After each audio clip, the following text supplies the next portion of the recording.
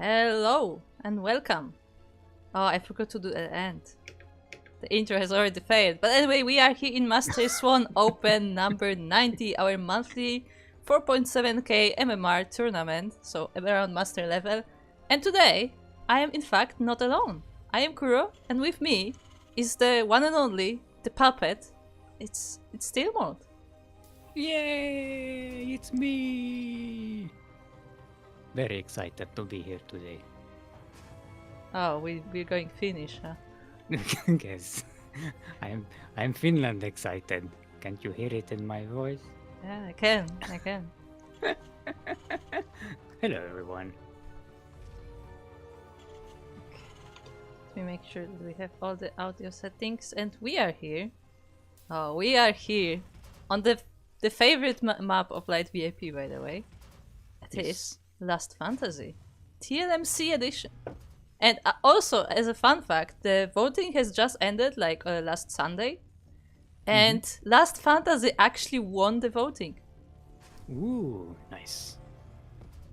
And who do we have here? So it's not the last fantasy. It's in fact the first fantasy.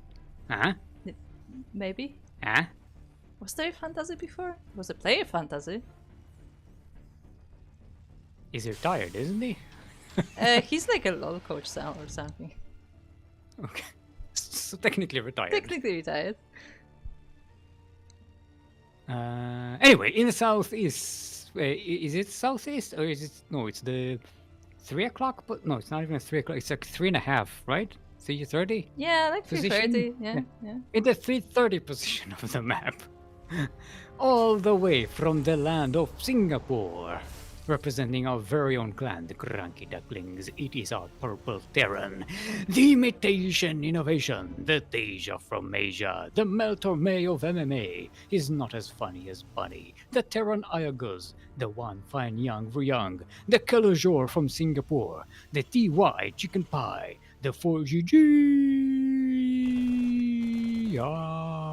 He's more meme than dream, the slightly more crappy happy, the trash flash with no cash, M to the K to the P, his marine key bug, the captain of the rain pain train, the lean mean kid machine, the immature cure, the not as smart as heart, the young adult poet is more of a beauty than Beastie Cutie, the co-creator of the Deishibe, the massa from NASA, we couldn't find a pun from beyond, la creme de la creme, the turmeric coffee, and the wily wordy. But we just call him Yakuzaku.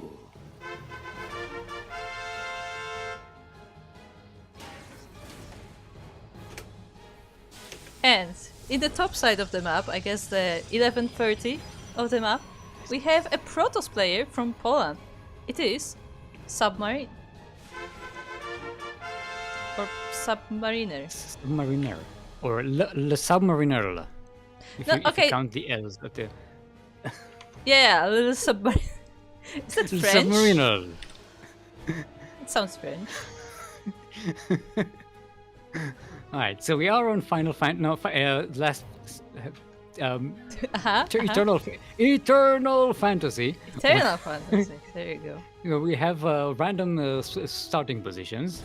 Both players do find each other, so that's not that big of a problem. Yeah, I'm pretty sure that was actually the first location both of them scouted, and we have already some damage done here by Yaku as he is roasting those probes. Yeah, not a very fast reaction by Submariner, losing 5 of these probes. Yaku might just lose this Reaper if he's not careful. But he backs away, does a little bit of good damage. Nicely done at the start of the game. Submariner getting that battery, that's the word I was looking for. Shield battery. I forgot the word. Forgot the name of the building. Shield battery at top of the ramp. Yaku goes in for a bit of a scout.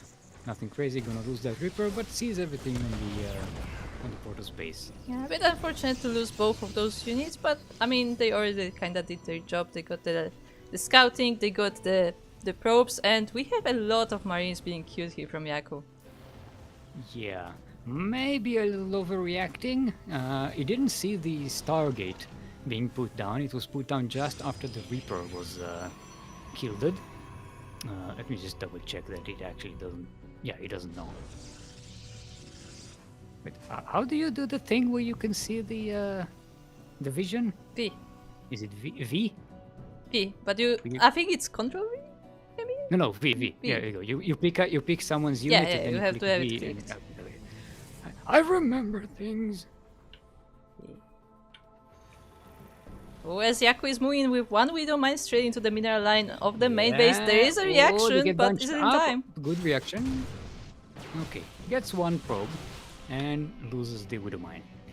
You know, we do know Yakov is a very big fan of the Widow Mine drops. Oh yeah, he is. That was definitely something he has used quite a lot over the last few years. Shout out to Psychons. Thank you. I love the work you put into this. I put zero effort into anything. No. You did put some effort into the intro. You had to find all the rhymes and stuff. I had to look up the list that hasn't been updated in 4 years or something like that. Yeah, look. Speaking of things, I wanted to check. Hold on, when was hold on. I was just What? messaged by Light VIP. I've been muted the entire time. No. Oh. Predictions are now open. Oh yeah, okay. Hold on. forgot about it. Yeah. You look at the map, and I will. Hold on. I'm gonna zoom out. I'm gonna go for those sticky notes. Hold on.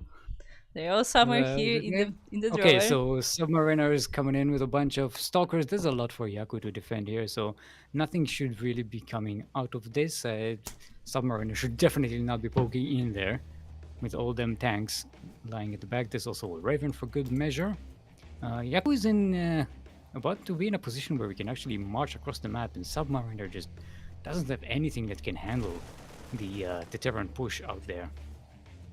Okay, so for today's edition, we have arrow-shaped sticky notes. I haven't used this for a while. It's yet another prediction missed by Kuro. Yeah.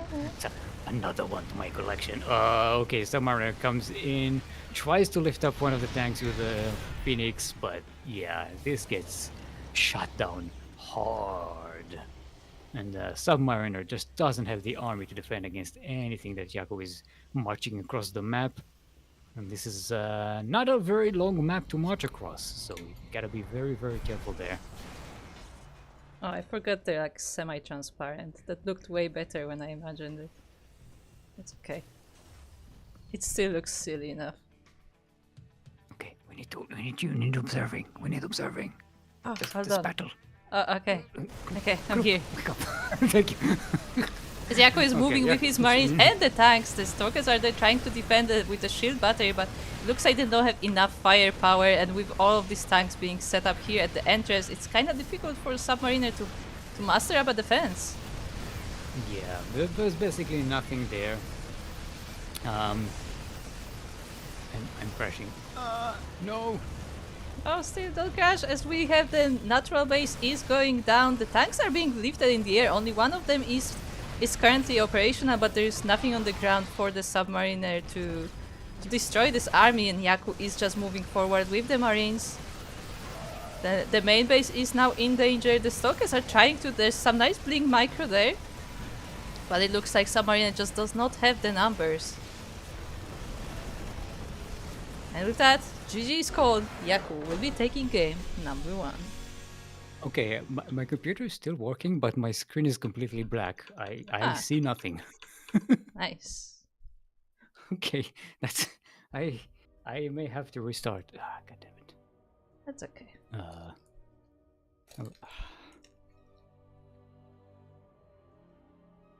I can't even get out of the Discord call properly. I'll have to like crash. I can the mute computer. you. I can just mute you one while. No, I'm going to have to crash the computer. So Yeah, I'm just gonna mute you know you. what? Kick me out of Discord just in case it gets stuck there.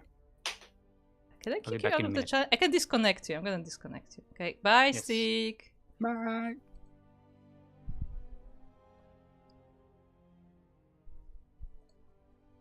Okay, so now it's just me for the time being until we get Steelmore back. And We are waiting for map number 2 for our series between Yakuzaku and Submariner.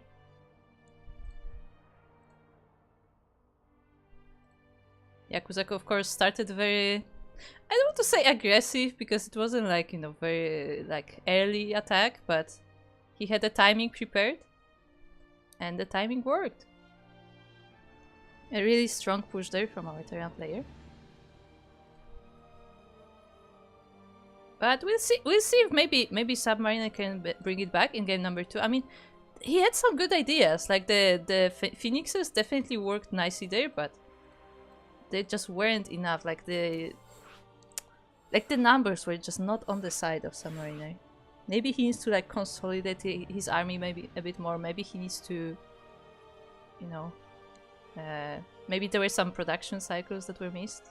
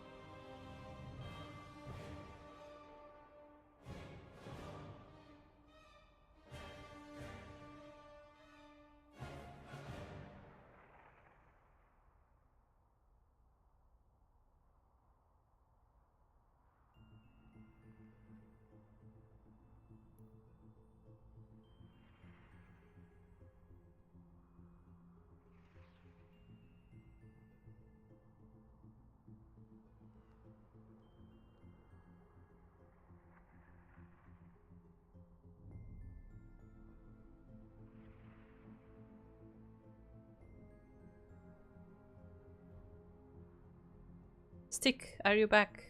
Also, how long have I been muted? I don't know.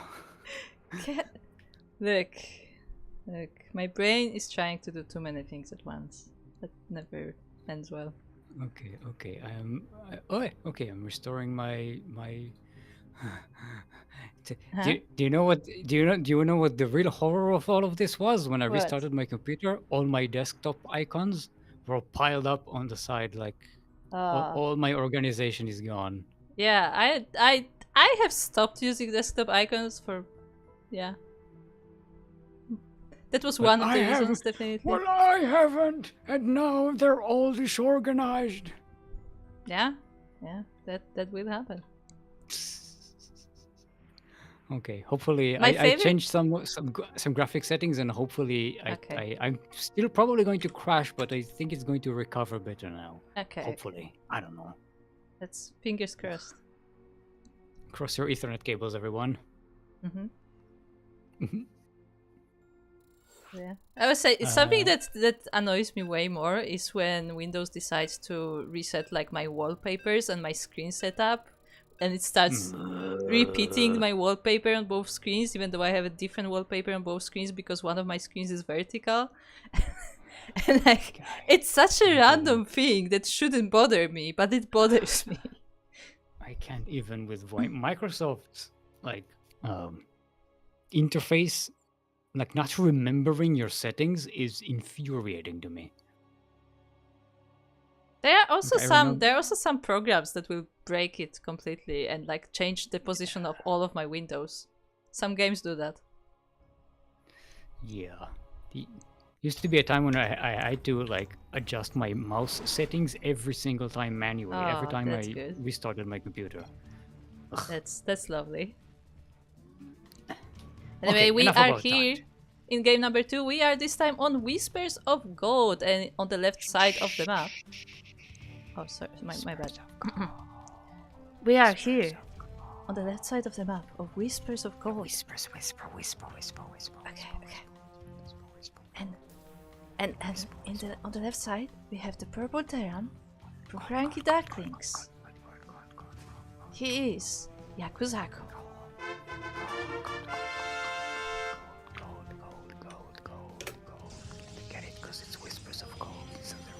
Gold. It's funny. And in the southeast corner of the map, all the way from the land of Poland, it is Submariner, our red portals. I forgot to whisper for a second. It's the Cynic Whisper, as they say it. A cynic, not cynic. Theatric Yeah, Whisper? Yeah. Stage Stage whisper, Whisper. Maybe. something like I that. don't I just look, in Polish it has a different name, but yes. Yes, that's what I mean. Ooh. Oh, I like Yes. the golden leaves. See, we have deciduous trees there. Some leaves here, some leaves here. These are the golden whispers. Yeah. And there is no gold bases because those are just whispers of gold. Yes, exactly. You can whisper to the minerals. Please They're be gold. secret. Please be gold. Well, we know there's no gold base because Yakuzaku isn't floating his main base over there. True. Yaku has been a fan of the Gangnam Terran for ages. And for those who don't know what Gangnam Terran is, because that was a legit strategy that was used in professional games, unironically. It was not common, but it was used, where the gold bases were so close to the main base that Terrans would just float their main base straight to the gold and start the game there. That did happen. And one time, and in one famous occasion, it was Yakuzaku versus Lumia. Was it Lumia? Yes. It was Lumia. They both Terran Gangnam'd each other on what was the name of that map? Redshift? Yeah. Not only did they Gangnam each other, it was a gold base that they shared. Oh yeah, they both went for the same gold base. They went for the same gold, but like on the opposite sides of the mineral line. Yeah, it was fun. It's the best Good game times. of all the OST games. Also, we had a subscription. I keep forgetting to bring it Oh. up. Who subscribed? Was it Rowdy Boffin? Rowdy Boffin. Thank you for that subscription. I don't know how many months, so I don't know how many quacks. Let me Also, see. last time I tried to quack, Yeah, you my crashed. game crashed. Last time you Everything crashed. So apparently, even my graphics card doesn't like it. Rowdy Quacks. Buffy resubscribed for 18 months. And they 18 also months. gifted a sub to the walk. Yes, to the walk. That's the Lord's walk right there. Huh? Oh, this Reaper gets a good scout, but dies immediately. Alright, looks like Yaku is pretty much going for the same standard, 2-base push here. Nothing crazy. As Terrans do. When you find something that works against the Protoss, you just keep doing it. You don't stop. It doesn't happen very often. There's that, but also Yaku is a fan of like going for a specific build and like mastering it. And he's just, very attached to that one build that he has perfected. You say mastering it. This is a Master Swan tournament. You are yes, you are correct. Technically, I apologize for my error. I would like to show good games in the future. Fighting. Look, sick. You thought that you're just gonna come with your fans, but here I am. I've been sitting here this entire time. This is Master Swan Open, and I am Gold League casting. I'm not Master League casting. I'm Gold League casting. Damn it! But Submarine are going for something interesting, going for a proxy robot this late into the game, and it's proxy like right outside of the linear third base here. I mean, obviously it's tricky because once again Yaku is going for a lot of marines. He's going for those tanks, and he will have a strong push ready, but he may get caught off guard when he moves out and suddenly there are units in his base. I mean, it all depends on Submariner's timing here. Whether they decide to push right in into Yaku's established army, or whether they're going to wait for like a sort of base trade situation. Yeah, base trade try to catch situation people could be surprised. interesting. The thing is, what is that robot for? An observer, apparently. Okay, we start with an observer. I mean, vision is very important. I always say that in every tournament. Vision is very important. Yes. But the problem you are is... an observer, you're biased. Yes, as an observer, I am biased for observers, that is true. But also, the two medivacs of Yaku have already moved out of the base, and it doesn't look like Submariner is aware of that. There's no defenses in the main base. Yeah, the stalkers are in the natural, defending the main entrance, and there's nothing to see. This Yakuza are going to be able to unload all of these marines. Steam is finished. Brap, brap, brap. Yeah, but the Stalkers are Okay, here the to stalkers help. are coming in. And with only 2 medivacs, this is not actually that big of a force for Yaku, but still, Marines pack quite a punch, and these Stalkers are starting to fall. There are no shield batteries here. Yeah, this is very unfortunate for Submariner because Yaku not only gained a lot from this drop, but also only lost Marines. Doesn't lose any of the medivacs. Even keeps a couple of lucky Marines alive, and gains a lot economically from this whole ordeal. Yeah, on the plus side, Submariner did save a lot of probes. I think like 7 did go down, which is unfortunate, but it's not like, you know, game-ending damage. So nice save there, at least on the probes. But yeah, it's unfortunate just how much army he lost, because we know that that push from Yakuzaku is coming. So every unit counts in the defense. Yeah, 6 stalkers are a way worse of a loss at this point in the game than 7 probes. Oh, well, yeah, okay. So one thing for Yaku, he probably forgot that he had this drop just sitting here. So I just He probably wants realized this at home. there's an There's an there's a SUV stuck in the crashed yeah, this battle robot cruiser. is on fire. Oh, okay. I Never think mind. I think it's trying to put out the fire. I never noticed this animation. This is so funny. Because he like Trying he, to he put out like gets fire. zapped by the battle cruiser and just falls over. That's so funny. I never noticed. There you go. It's very loyal. Okay, Yaku moves out. Submariner has their forces at the back there, ready to do the backstab. Yeah, the Uh, Stalkers have joined the Immortals, and now there's already 3 Immortals there. So if Yakuzaku moves his entire army, that creates opportunity here for Submariner. he does have some units to defend, but they're going to get caught out here. This tank doesn't get sniped. Is Yaku going to go back, or are we going to go into a base raid? Yaku keeps pushing forward, kills the third base of Submariner on the other side of the map. Submariner skips the third base of Yakuzaku, does lose 1 immortal here. Yeah, it does lose 1 Immortal to the tank on the high ground, and unfortunately, it looks like, yeah, he has to move forward if he wants to kill it. Okay, loses a second immortal.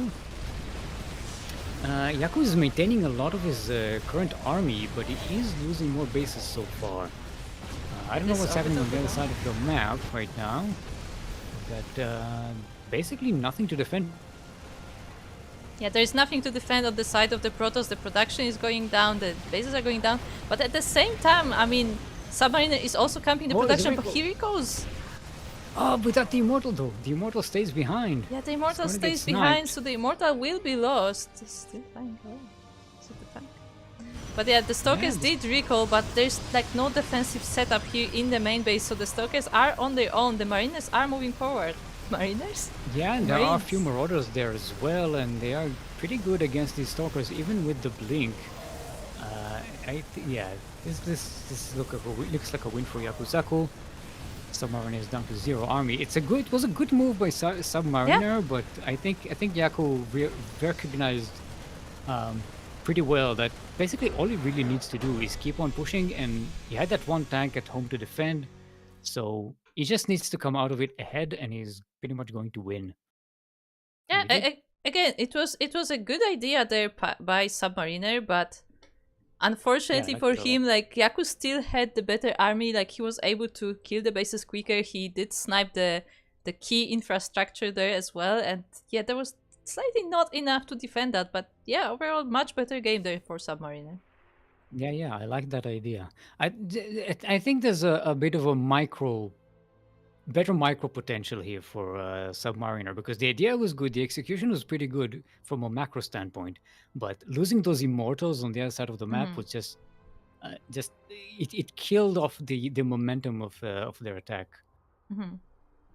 Yeah. Also, I feel like maybe I don't know what to call it. I don't even know if I want to call it micro, if I want to call it like decision making, where like I feel like he spent a little bit too much time just, going up that ramp to the main base, so the tank was able to take down quite a few units in that attack. Like, at least 1 or 2 Immortals did go down before he was able to get into the main base. But yeah, again, overall, much better game there for Submariner.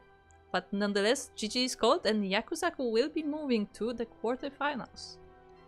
Yes, and we already have Beast waiting in the semi-quarter-final, quarter-final. We were in the semi-quarter before. Yes.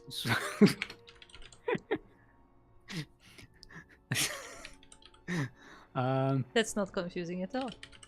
Not at all. Well, I am known for never confusing terms in StarCraft. True, yeah, at all. You always know exactly what you're talking about. I never confused true with any other player. There you go. Yeah. Yeah, it's been... Dude, this is actually funny, because this is actually something I consciously think about, where, like, it's been years since someone caught me on the true. Because I was like, you know what? Nobody does that anymore. I can just say true whenever I want. No one says anything. It was like, it's like every time I'm very aware of it, Yeah. True. Thing is, I've noticed it when I was casting with Light the other day. I did catch him on saying true a few times, but you said it so many times that I thought, like, I can't. Yeah. I just can't do it all the time. You've gotten used. You've gotten soft, people. I came back to put you to order. Okay. Actually, can we, like, get a party? So?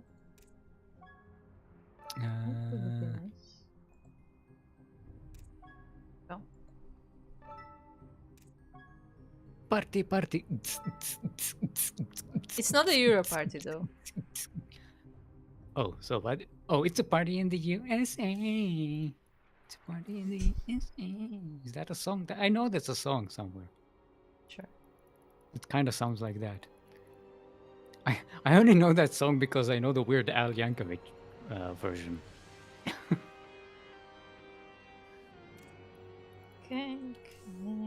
Okay, west, east, west.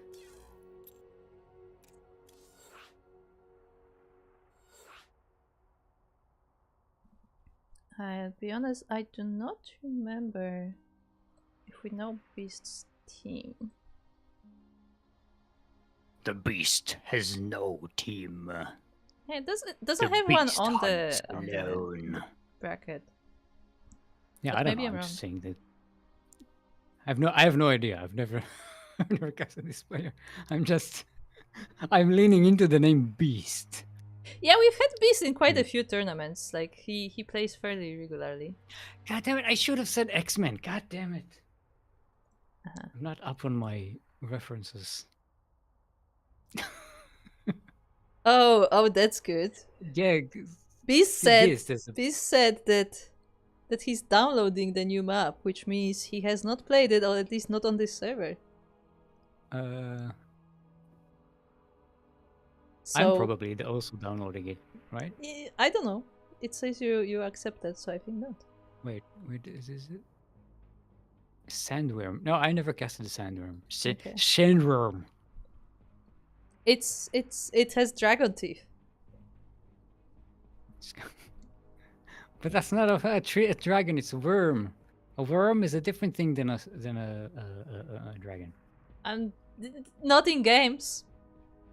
I've seen many dragons being referred to as worms. I know in Tolkien sometimes they refer to dragons as worms, but I think it's an intentional insult. Like, because a worm is like a diminished version of a dragon. So if you call a dragon a worm, it's like calling a human a monkey or something.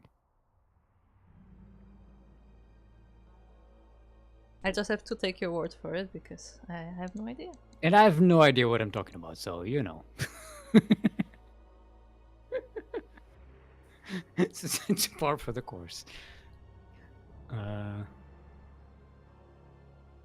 Yeah, on that note. Where is Beast from? Do we know? Austria. Ah, okay. Not to be confused with Australia.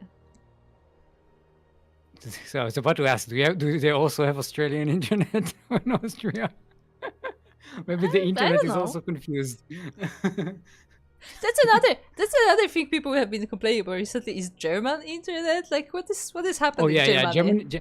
Germany has had bad internet, you know, for a long time because their communications like infrastructure is pretty old. Yeah, but so is Polish. What is happening? First we had the discussion about Deutsche. Like, what is happening, Germany? Like, it's not that I don't believe that it's bad. It's more that I'm confused. Like, genuinely confused. I think someone explained to me somewhere. I'm not an expert, but someone explained to me that like they have a lot of like copper wiring for yeah, makes sense. For communications, and like replacing all that infrastructure with like what's the fiber optics is like super expensive, and it's all dug up on the streets, and like and it's also like old, like 1920s 1930s old. So it's like you know, very difficult, very costly. Yeah, I mean, I will say that like Poland has been like very intense on adding fiber everywhere. Like that's been that's been the topic. Yeah, it's been like this here too as well. Yeah. And I did get fiber like a few years ago finally. Yeah, like fiber, they even put fiber in like remote locations in the mountains, which is quite funny, honestly. Like, yeah, that's good actually. I mean, it's good as really long as they don't like, you know, mess the surroundings too much. So as long as they're careful about that, I'm fine.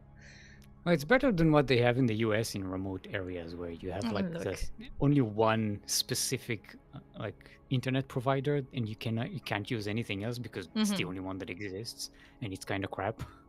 Yeah, I mean, their situation is an entirely different kind of worms. Okay, players are ready. You can start. You're the host. Yeah, hold on. I'm okay. Click the button. Click the button. Oh my god. Okay, I'm clicking the button. Blomlitz. It's okay, Blomlitz. I'm clicking the button. The beast demands food.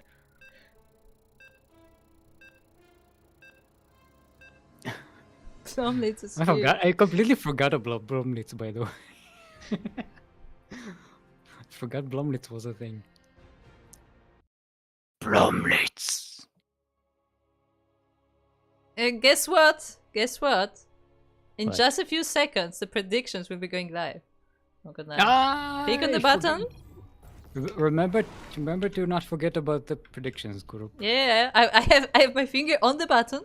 I'm gonna press it in just a few seconds.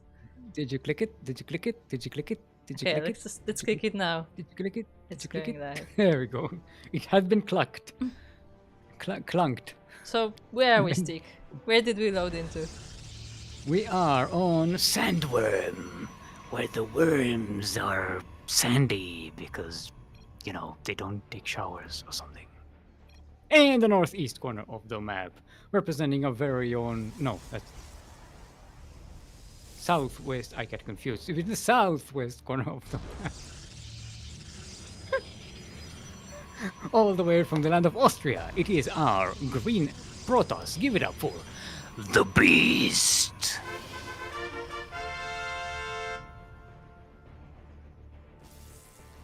And across the map we have our red Terran player representing the CranKy Ducklings and Singapore. It is Yakuzaku.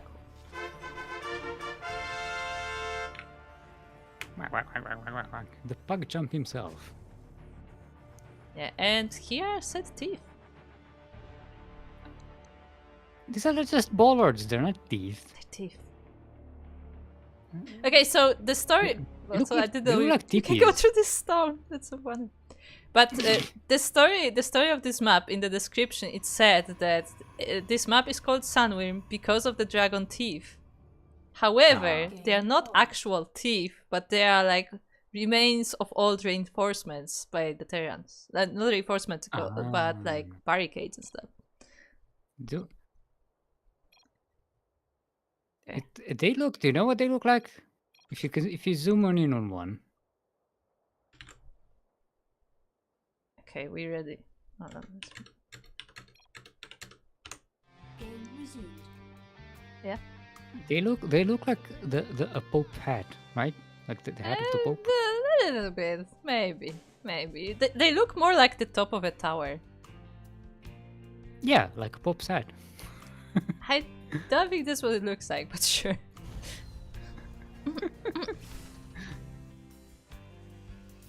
Yeah, there you go. Captain Fish is supplying us with the information about German Okay. internet. Inter9, if you will. Get it? Yes, In German, yes, it's I not get net, it. it's 9. Yeah, for those who don't know, internet is actually a joke that was brought to me by foreigners in Poland who were trying to get connection. They were like, they're going around an internet. And that was their joke. I was like, that's not even Polish, whatever. Sure, Are you that's sure the I joke. didn't come up with that? No, you did take it. You might have come up with it regardless, like separately. But Okay. I'm 100% sure that the first time I heard it was from actually my Belgian friends who were staying here for a while. They were like, an internet. I'm like, yeah, sure, whatever, guys. It's a good joke. It's a good joke. Whether it's mine or not, it is still a good joke. Yeah. I mean, again, you might have both come up with it separately. Yes. It's possible you told it to me and I just It's also appropriated possible. because my brain doesn't remember things. Look, we put two people on stream who are not good at remembering, so, you know, you get what you get. Well, we remembered predictions. I did remember predictions. Everybody I should praise say me we, how but good you I am did. at I this. forgot.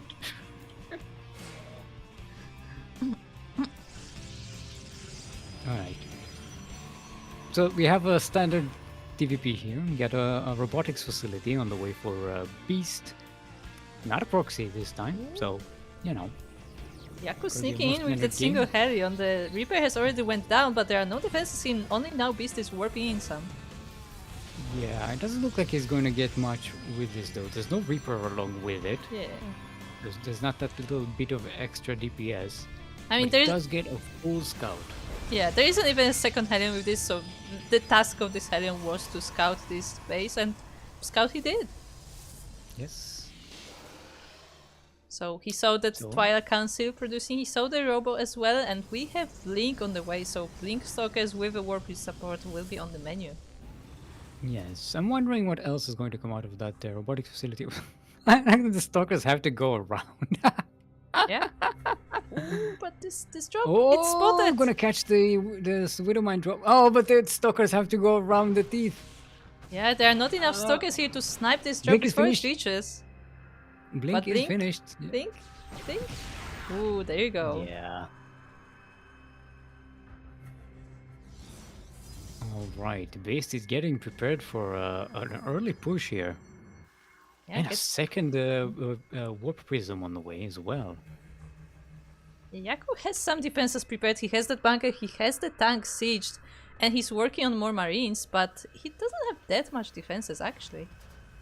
Yeah, and there's no tank on the high ground, which is worrying because I'm assuming Beast is going to try and blink into the high ground there. There's not much to defend. And I say not much, I mean nothing. Yeah, the entire force of Yakuzaku was focused on the natural. This tank will be sniped right off the factory as well. Yeah, don't think it even got a shot out. Yaku doesn't have enough mobility here. There's not enough to actually get up on the high ground and shoot. Yeah, the SCVs are forced off the line to fight, and a lot of them will be going down. The Raven is joining the rest of the army at the natural, but yeah, the main base is completely abandoned. And Yaku did evacuate his workers to the natural base, but all of his production is camped now. There's nothing much he can do. GG is called. The Beast will reign supreme. The Worm, if you will. It could be The a worm. sandworm, Yeah, the sand yeah. beast. The worm beast. Worm sand beast. Sand beast worm.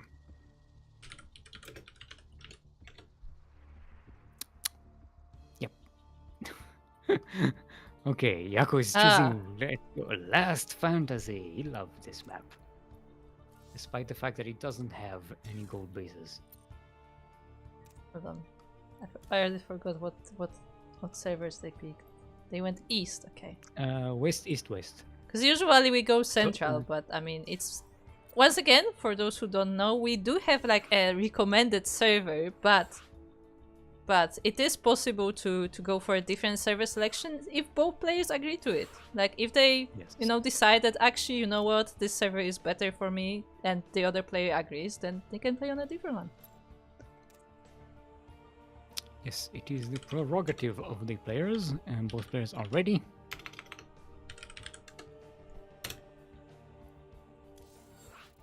Let's go!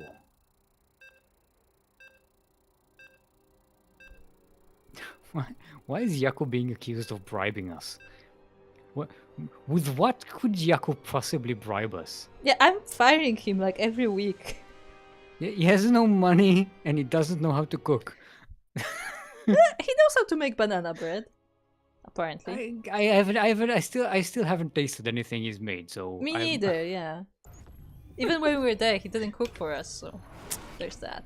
I'm going to withhold my my judgment so far. All I have is visual evidence that he cooks things. True. And his arguments with his family. All right. We are on TLMC 20, Last Fantasy. Kuro, do you know what TLMC stand for? Time limit makes content. Yes, time limit does make content. And speaking of content, in the northwest corner of the map, no, sorry, it says 1130 corner of the map, all the way from the land of Austria. Currently up 1 in the best of 3 series, it is our Green Protoss, the Beast.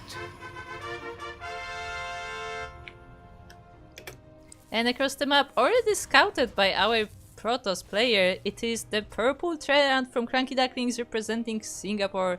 It is Yakuzaku. That is so cute. It's cute. Stark has been with us for 6 years now? Something like that. Yeah, at first we had the crank one. Yeah, originally we had the crank emote as our logo, and this tag appeared on our stuff, I think in December 2019. I think that was when we announced it. Something like that. When we got the clan banner and stuff. Yeah. No, not banner, badge. Logo. Badge? Logo. Yeah. And badge. No, I mean, Duckling is the badge. The duck is the badge. On Twitch chat. We are very organized. We know what we're talking about. I mean, I am. What do you mean?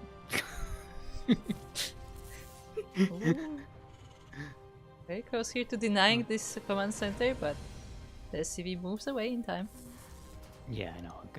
The workers' union got a replacement for that SCV as it was injured, and it has health benefits. Uh-huh. Somehow I doubt SCVs are getting health benefits, you know?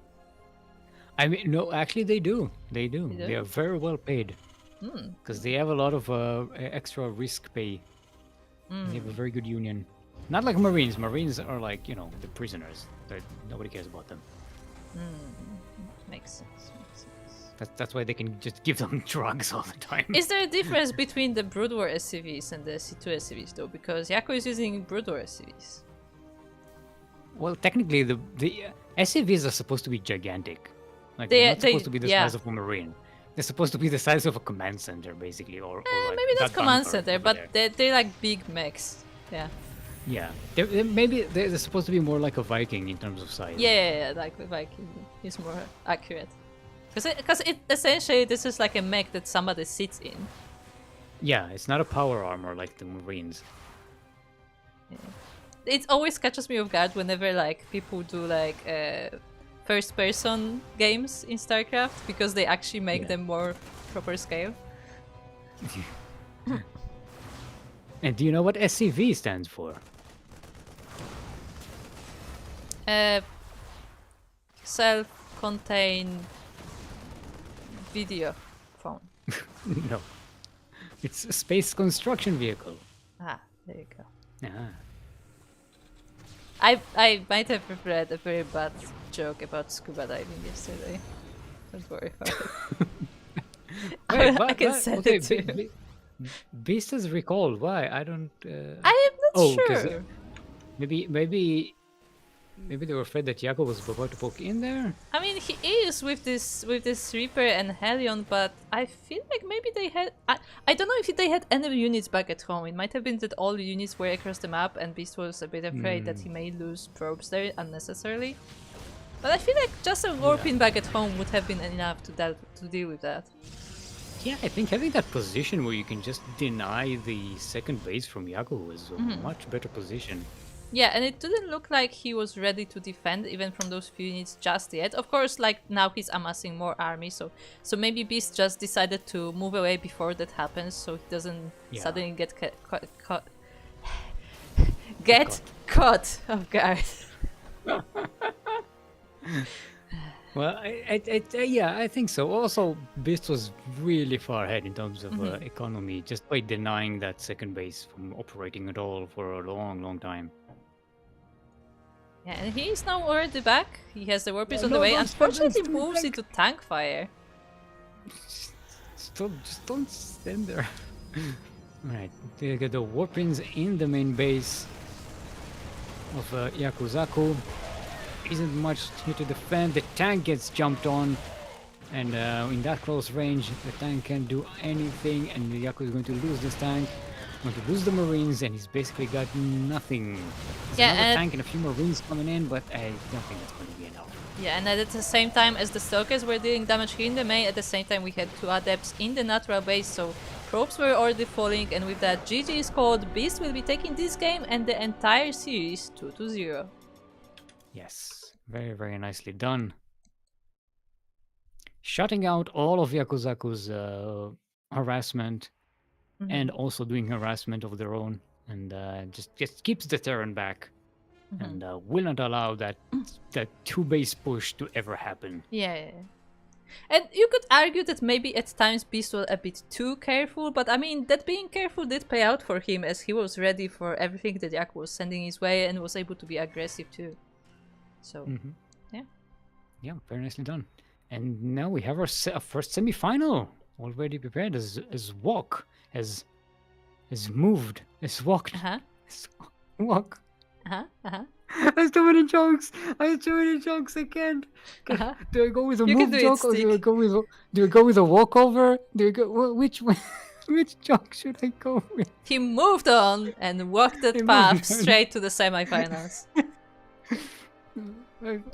I've pun overload. There are too many paths. Oh no, Stick has overloaded. Quickly, someone pour ice cold water on him. Anyway, we have Walk versus Beast in the first semi-final. Elsewhere in the bracket, we also have Dizzy Dwarf. Dizzy Dwarf Twert. I think those are two separate names. That one of them he uses on U, one of them he uses on an A.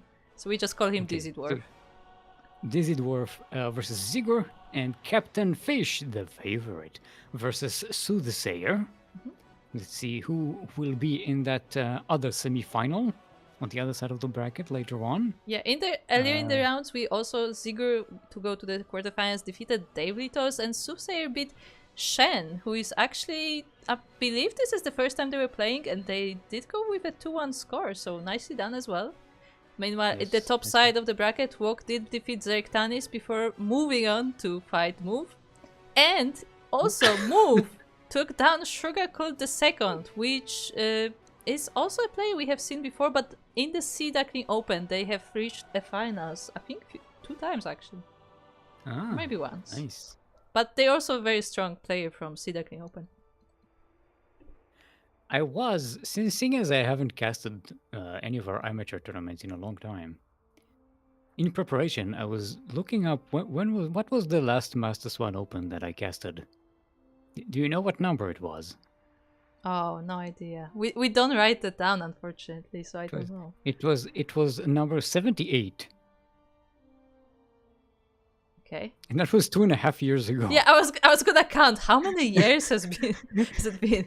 It was 2.5 years ago. It was 78. And I was like, wait a minute, no, that can't be. I missed like I haven't casted any 2.5 years. Oh, Yeah? and then I forgot that Master Swan Open was on a long hiatus a few times. I think we had like, I want to say a year, but I don't remember exactly how long it was when we didn't have the amateur tournaments.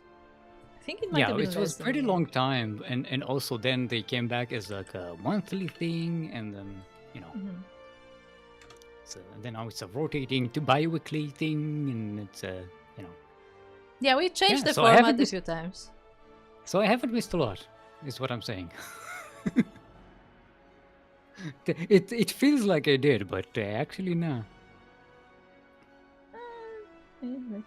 Also, we have a question in the chat. What do the maps mean? Do they play all games on each map for each segment of the tournament? So the way it works for our amateur tournaments, we use the system that's called Loser Speak. And the way it works, the first map of each series of each round is listed on the bracket. So each match in that round starts on, for example, Sandworm, and then once one of the players loses a game, they pick the next map that will be played. So yes, that is how Loser Speak works in the amateur tournament. And we do that because it's a fairly simple system. What? Walker's name changed. Sit fry. Stir fry. No, it's sit fry. No, it's stir fry. It's that's I what accept, Knight I said. accept Yeah. the proposal. Yeah, look. I accept. Oh no! Now he corrects it. No, I'm looking at in-game chat. He Light misspelled it. Yeah. I do sit and fry sometimes. There you go.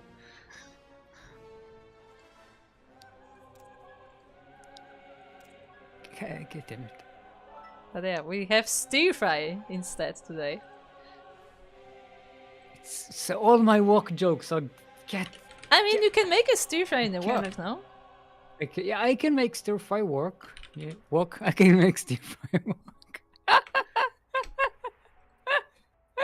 Oh, no. I can make it work.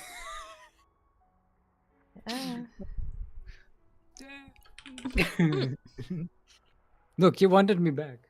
Yeah. Yeah. We did. Look. We're regretting it now, but yeah, we did. Look, at least they can't say that my jokes are the worst, okay? That's it. You're the worst pun. You have the worst puns. Other than Yaku. Because Yaku just doesn't rhyme or make puns or make any connection. He just says words. So like Rank, you're saying? I don't know. I don't know enough. No, I just remember every time I remember Totabisky describing the knowledge of English from the players of Axiom, and I remember him describing Ryang as Ryang just puts random words together and hopes for the best. Yes. Okay. Then yes, just like Ryang. I think his English has improved over the years, but still.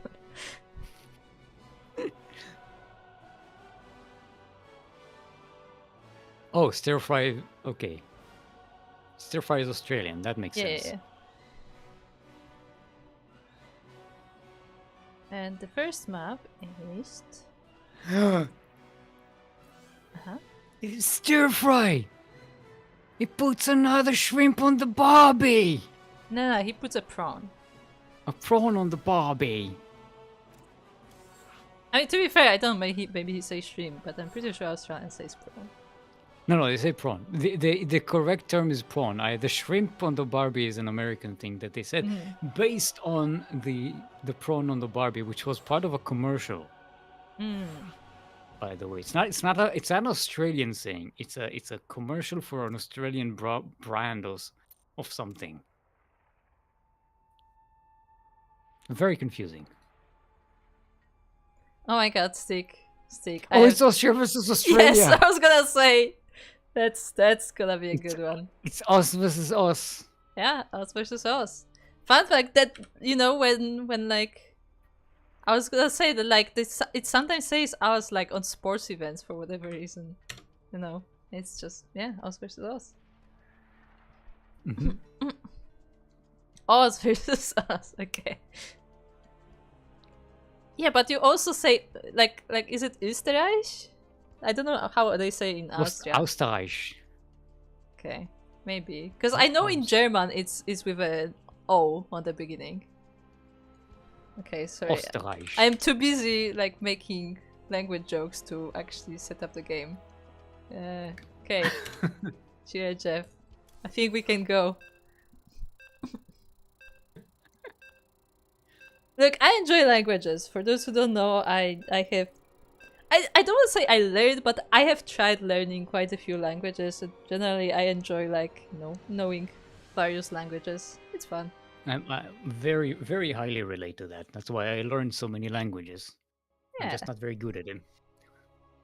I'm like decent, but the problem is I never like continue learning them. So like I know like very basics of a few languages. I mean, yeah, that's exactly what I did. I just studied the very first like class of a language and then abandon it because I know I'm not going to continue. That's me and Finnish. Like... I tried like yeah, one that's what lesson I did with Finnish and as well. Look, I'll get to what it. I did. I'll get to it. It's exactly what I did. I took Also... one course of Finnish and then if I was finished. I do pistol snap. Remember pistol snaps? That's when I do pistol fingers, but in order for you to hear it, I do the snaps. Yes, I do. Because I'm funny. I am so funny. But you know what still? You know what still? Yes. What? Who? I'm sorry. I'm We're opening up with what Persephone. I don't remember what Persephone is.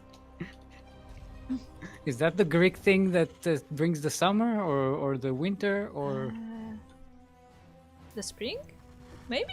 Spring? I think so. Look, I am not big on Greek mythology, so do not like question my knowledge. Daughter of Zeus and Demeter, she became the queen of the underworld after her abduction by her uncle Hades, the king of the underworld, who would later also take her into marriage. They were crazy, those people. I mean, look. The Greek the mythologies in general have a lot of this kind of thing. She is a vegetation goddess. Yes, the goddess of the fertility of the land and stuff. I mean, so spring is close enough. Yeah, goddess of the dead, grain, and spring. There you go. I remembered it. Well, there you go. We have some. Yeah, we remembered something, Krupp. Both of us at the same time. Did you remember predictions? Yes, you did. Yes, I did. They started. They ended already. But, GG! Yeah. Look at that. Only 2 sticky notes. We're finished here. Do we need anything more? No, not really. Yeah, I guess it's the raffle. We need to do the raffle. Okay. Anyway, in the southwest corner of Persephone, which brings the spring. I don't know why it sounded so... Well, she is the ruler of the underworld, so... Yeah. She's like, I will get out of the underworld and break free, and I shall bring you the spring and flowers and butterflies. In southwest corner of the map, all the way from the land of Australia, mate, it is our orange Terran. Give it up for Stir Fry, aka the Walk. And on the top side of the map, we have our red Protoss player from Austria, not Australia. It is Beast.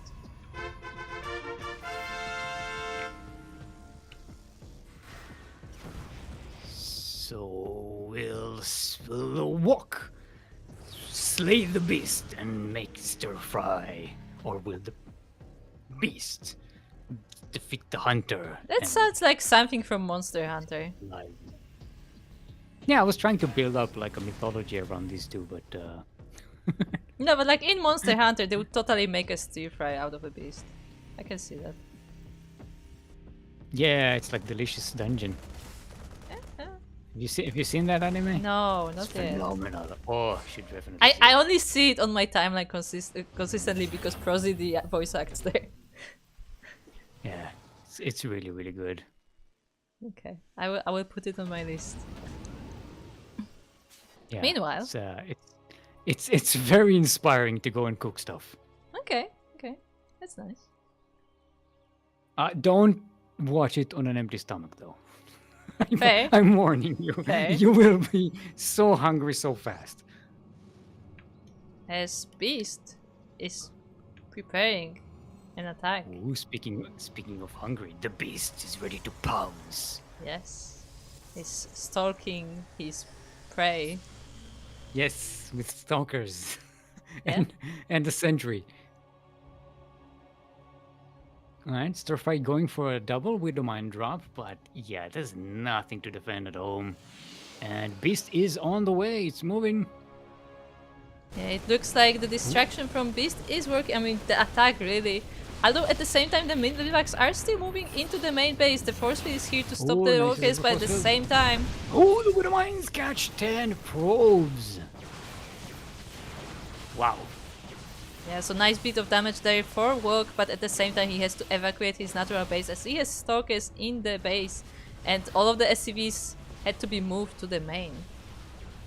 Yeah, so the natural base has been evacuated. It was not destroyed, so not the end of the world for Stirfire, but yeah, the Terran cannot be allowed. No, they cannot allow themselves to be contained here on one base. There is a tank here. There's a jump forward with a blink.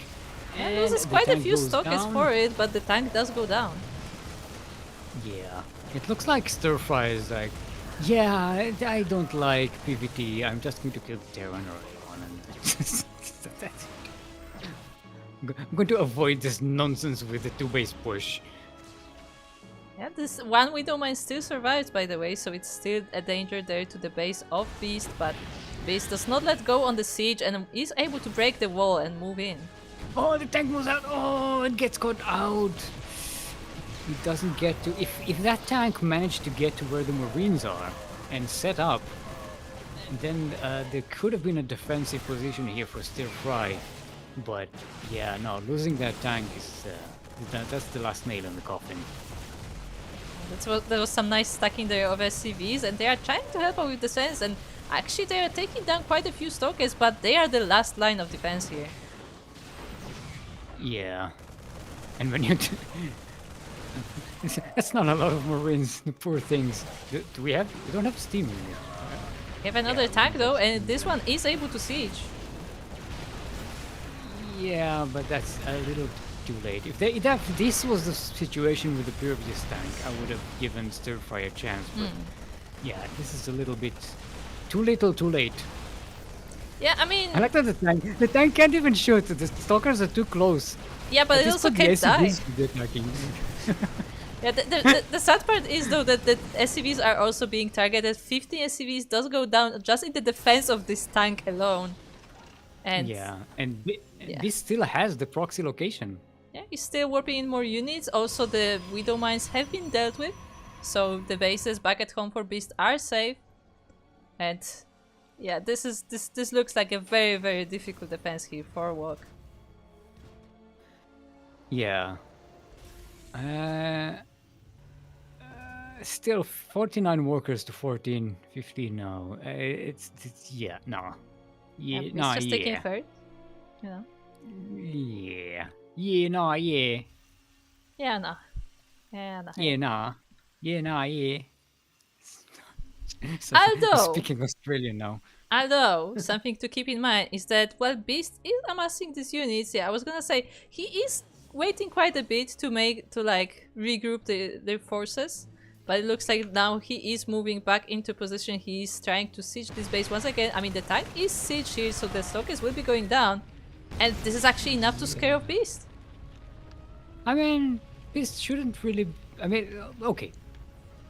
We know that Beast could have just pounced on that tank and just blunked forward and killed it and then killed the Marines, and that would be the end of the game, right? But Beast may not have that vision and doesn't know. and just decides, you know what, I have the advantage. I'm going to press the. I'm going to just sit here, and I'm just going to get ahead. I have 3 bases. I kind of think that Terran is only on 1. I'm not going to let him get any more, and I just play it safe. Yeah, I mean, he'll just get there eventually. He's even putting down robotics bay and stuff, so wants to tech up further and like, you know, just slowly overpower the Terran. But yeah, he's a very good position. Snipes another tank here on the high ground. Yeah, and now with the charge loss, there's enough here that Beast feels comfortable, and that was the GG. Stir Fry. Sorry, Beast will be taking game number 1. Yes.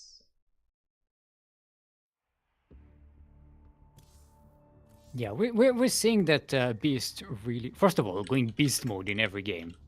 Just gotta say, and also just not letting the Terran get to where the Terran wants to be, which is that big Terran, that 2-base push. Yeah, like Beast, I don't know how to put it, because Beast is fairly aggressive. Like he as you said, he makes sure to attack early to not let Terran, you know, build up that economy, but at the same time he's also very careful. Like he tries not to overextend. Like he moves back a lot. He like, you know, we even had that series versus Yaku where he straight up just recalled back home even though it didn't look like he had to. He's making sure that he doesn't overextend by accident. Yeah, exactly. So Last Fantasy is going to be our next map. Beast is like, oh no, not again.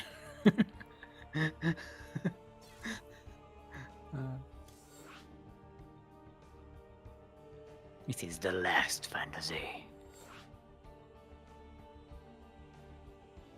This is premium cope. Yes, indeed.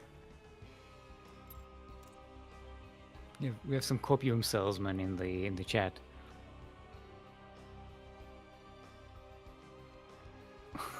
All he needs to do is mule and he'll be fine. Sure. Yeah, just mule. It's just mule. It's a mule. One mule and a dream. I mean, if Yaku was here, I'm sure he would be arguing about mules. Yeah, like I said, copium salesman in the chat. It did have in the FFA tournament that Light was casting.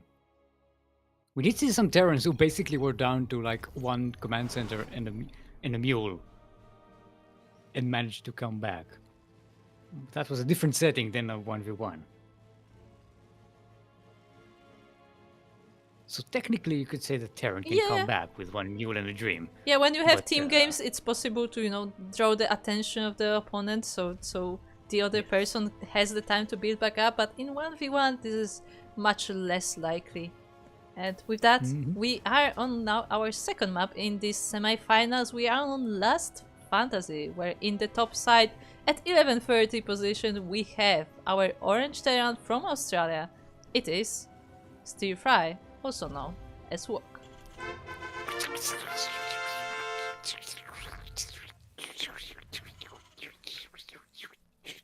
Try to do a sizzle sound, you know, when you do Stir Fry. And in the 330 position, it is our Red Protoss, currently up 1 in this best of 3 series, all the way from the land of Austria. It is the Beast.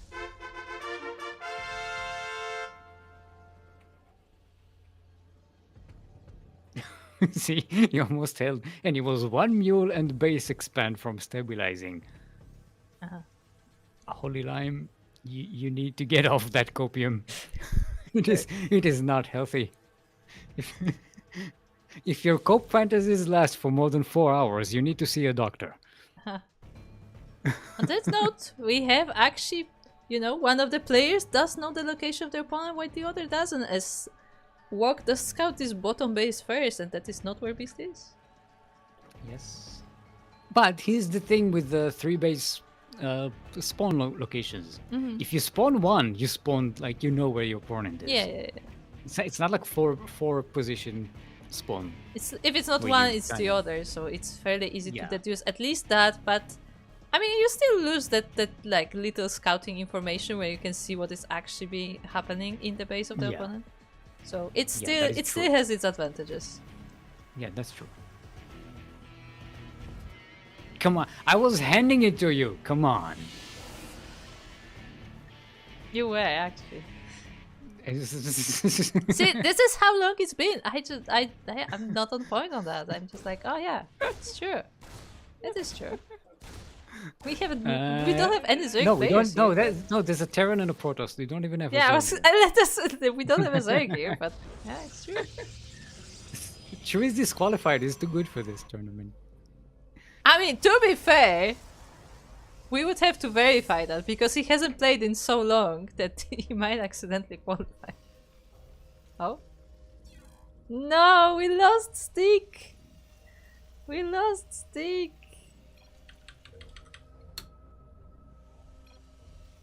Can I pause? No, I can't. Okay. I think we lost Stick.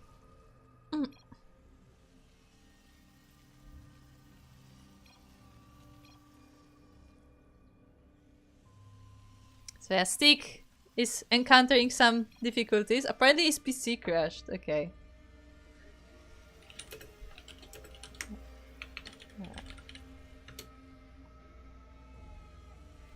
So unfortunately it looks like Steamroll will not be joining us for the rest of this game specifically, but I'm sure he'll figure something out for the next ones.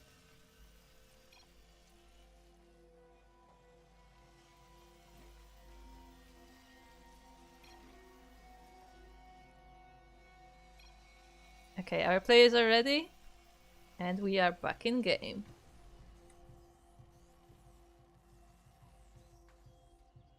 Hold on, let me just make sure that we disconnect Stick so he doesn't. There you go. Should be fine for now. Hello. Oh, are you back? Kind of. Yes, my PC crashed completely. Like, nice. absolutely died. So we have an adept chasing this Reaper over here. It's very close to dying, and I think he will be able to snipe it. There you go. It took a while, but we did get there.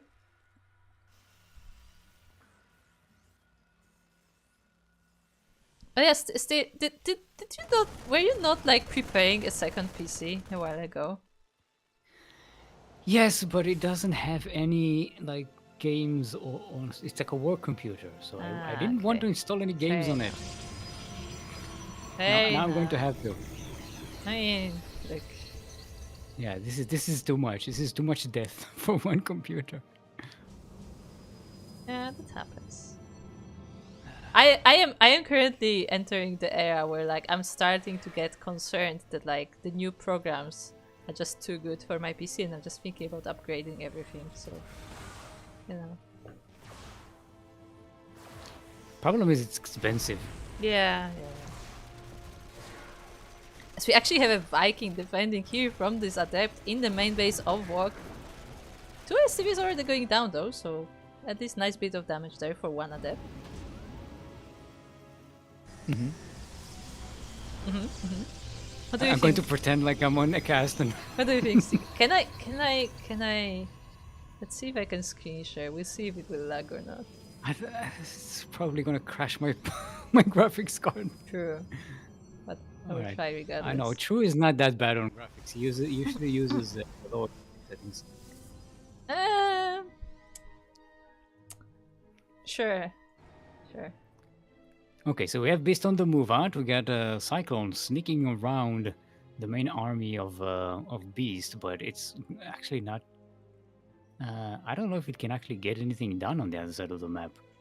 I mean, there's nothing actually in the bases of Beast, so if it gets into a mineral line, it can get quite a few SCVs down, but at the same time we have these stalkers right blinking into the main.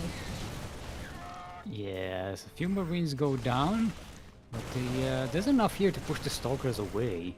Yeah, that was not a big group of the stalkers, so they were able to be taken down. There was also this tank on the back of the base, so there was no real danger for Walk there. Yeah. Now Did this thing go down? I think it went down. No, where is it? it did not go down. It just made it around the map. Okay, Did it have any kills? let's see. 2. 2 kills. Yeah, okay. Killed a couple of things. Probably some transferring workers then. Yeah, at least that. It is that. I expected to find the cycle like in the middle of the Protoss base, but no, it just made a nice circle. Like sniped a few workers. It's good. I mean, it's better than nothing. Yeah. And see, this time Stirfry did push Beast's attack away, so Stirfry is on 2 bases, nicely mining nicely. Got the better army supply. That 2 base push might actually come to pass in this game. Yeah, we have a lot of marines already. We have 2 medivacs as well. Tanks are already sieged. We have that cyclone to help too. We even have more barracks to continue working on those infantry units. At the same time though, Beast has a 3rd base, has a Colossus and an Immortal. I always find that funny. Yay! It's like mommy and I don't know why, but it's so funny when the Immortals stand up the Colossus. Yeah, but look at the Colossus, it's like vibing. Yeah. Got that animation. Alright, Beast blinking into the main base here. At least going to take a look at what kind of composition the Terran has and how much forces are here. Oh. Gonna get a good look, see. Walk misses the observer just barely, as it was actually on the front of his base and it sees the entire push out moving out. Yeah. Beast. Oh, Storm is on the way. We have Thermal Lance finishing. There's a 2nd Colossus. Oh, this is gonna be an epic fight here. If the positioning of Stirfry is really good with these 5 tanks, this can work pretty well for the Terran. But one misstep and yeah, you're kind of done. Yeah, Alright, using the speed zones.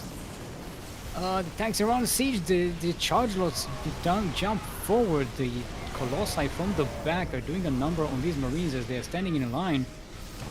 Some of the tanks do go down. But, enough of them are still here that Terran can still push. It looked like a nice position for work because his army was very clumsy, so the Zealots couldn't really get to it. But the Colossus from the top, and now the Storm as well. Storm puppy. Between the Storm and the 2 Thermal Lances, yeah, the Terran's army is just disappearing. Yeah, at the same time though, the Protoss moved a bit too far forward, too far away from the shield batteries and lost quite a few units here, so actually this is not as clean as Beast would like. Yes, but there's still a Colossus and now, a 3rd Colossus, and, well, 2nd, because the 1st one went away, and GG's called, and Beast will take the series 2-0. GG. Nicely defended there.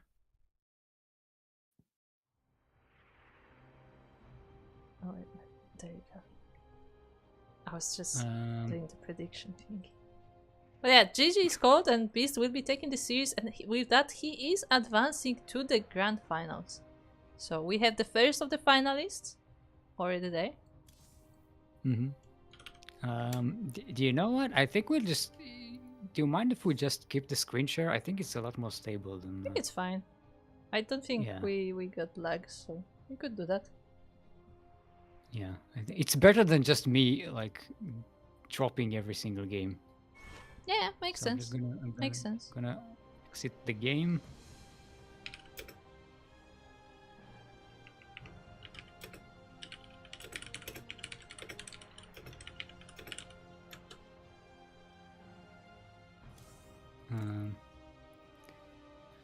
And I'm already dreading having to set up everything on my new computer. Yeah, it's always a challenge to set up things on new device. It's also it has Windows 11. Yeah, that's I hate it so much. I can't begin to describe how much. Every time I log into that computer, I get like a knot in my stomach. Like, ugh, I hate this. Yeah, that will happen. I mean, that is also something I'm worrying about with. Yeah, and I know you well enough to know that you will be annoyed at the exact same crap that I'm annoyed with. Oh, probably, yeah. I did have to interact with some Windows 11 PCs before, and the experience was confusing. Let's just put it that way. Awful. It's awful. I had Windows 10 at work for a while, and it was manageable, Didn't like it, but it was manageable. But Windows 11 is just somehow worse. Yeah. If it was up to me, I'd stay on Windows 7, which is what I have right now forever. If it wasn't for stuff like this, I have Windows for 10, these, like, and I actually enjoy Windows 10, but yeah, 11 was just a bit too confusing to me. if it was up to me, if it wasn't for these like driver issues, with old drivers that aren't supported, they just don't support the old operating system, I would stay on Windows 7 for the next 10 years, as far as I'm concerned. I don't really need anything that Windows 11 has to offer.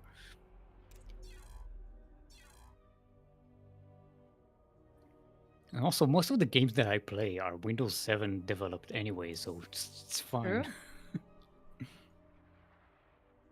Yeah, no, I think he plays, what is it, Hearthstone? What is he playing now? True plays Brood War. True is competing in Brood War. Oh, yeah.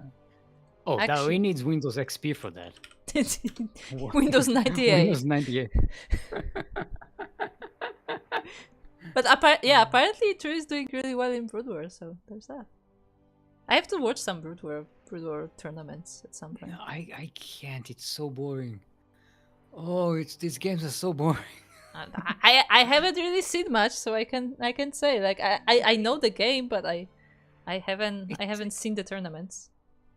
Remember back in our days, before we had the 12 SCVs at the start of the game for each player, when every game was just like 6 minutes of just people mining and building pylons and supply depots. It's no. I remember as casters had just like prepared stories to talk about for the first few minutes of the game. We started casting on Legacy of the Void, right? We did. No. Actually, no. We did cast in Legacy of the Void. Yeah, true. Because we started playing matches in Heart of the Swarm, but we didn't make tournaments until Legacy. Yeah. Because I don't remember having to deal with like the start of the game. Like, I would have had a skill issue with that. You know the madness that happens when I have to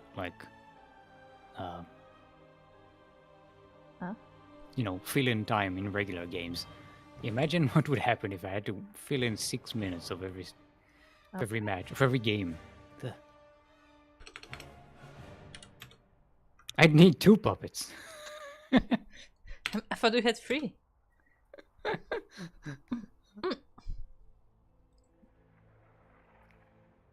Anyway, with all of that said, we are waiting for the last quarterfinal to finish, and after that we will be going into the semifinal. Actually, I should show the bracket. As Dizzy Dwarf did take down Zigur 2-0 and is waiting in that semifinals, and the other match between Captain Fish and Soothsayers is currently in the game number 3, in the ace match, as they say. And yeah, the winner of that will be going against Dizzy Dwarf in just a few minutes. So yeah, we will be taking a short little break, and stay tuned. Bye. See you then.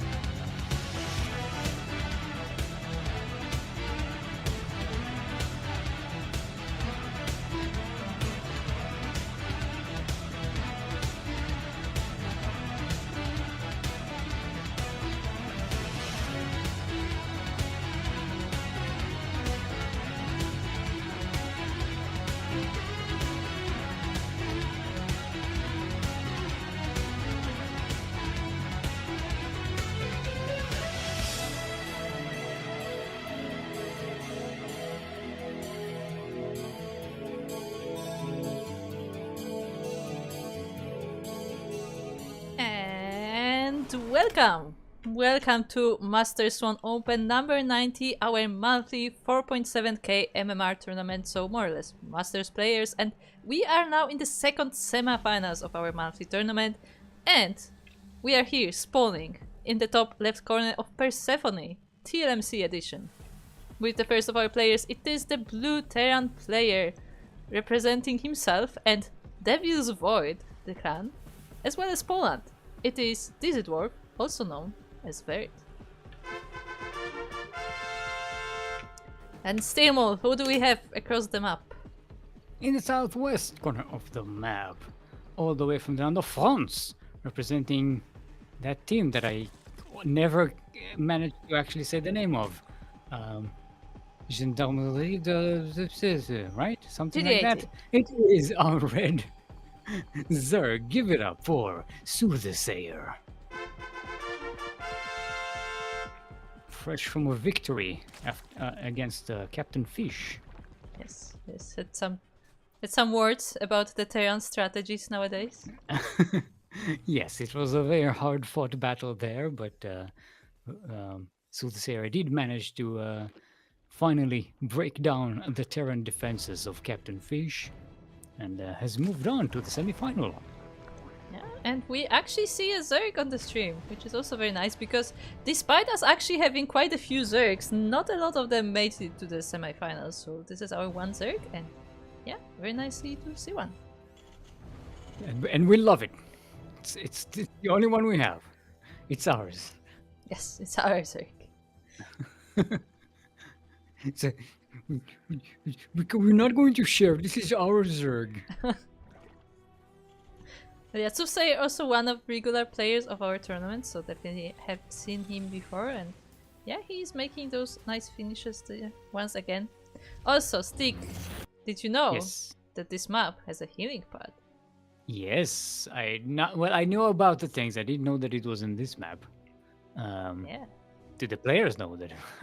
Probably not. I noticed that a lot of players don't even know that this exists. I don't know that it blocks flying units. Yeah. As some players learn the hard way, trying to use it with their flyers. But if you have a medivac there and it has soldiers in it, does it heal the soldiers? I mean, we don't know because the medivac cannot fly in. Oh, okay.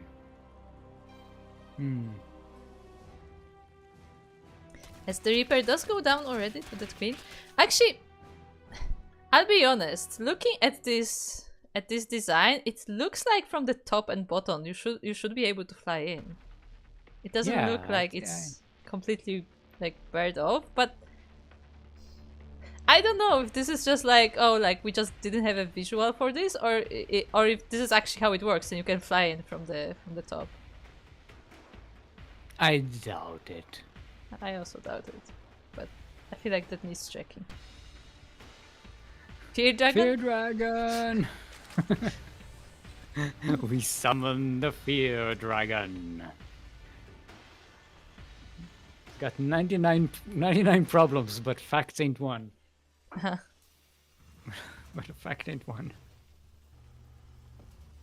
Try to make a joke about the 99 useless facts. Yeah, 99% useless fact. It's a thing. It's a thing. He hasn't done that for a while now. It's a shame. Yeah, I think do I even follow him on YouTube? I think I do. I think I'm subscribed to his channel on YouTube. I think I do as well. But yeah, it's been a while since he published. I know that he's been busy in his life lately, so yeah. Yeah, Captain Fish is asking, how was it to watch the game on German? Is that the German diva that you have as an announcer? I've noticed. Yeah, it looks... Oh no! Oh no! Steamworld! What? Oh, you've forgotten the predictions. Okay. Which color this time? Okay, we have yellow. Hold on, where are the medivacs? Quickly.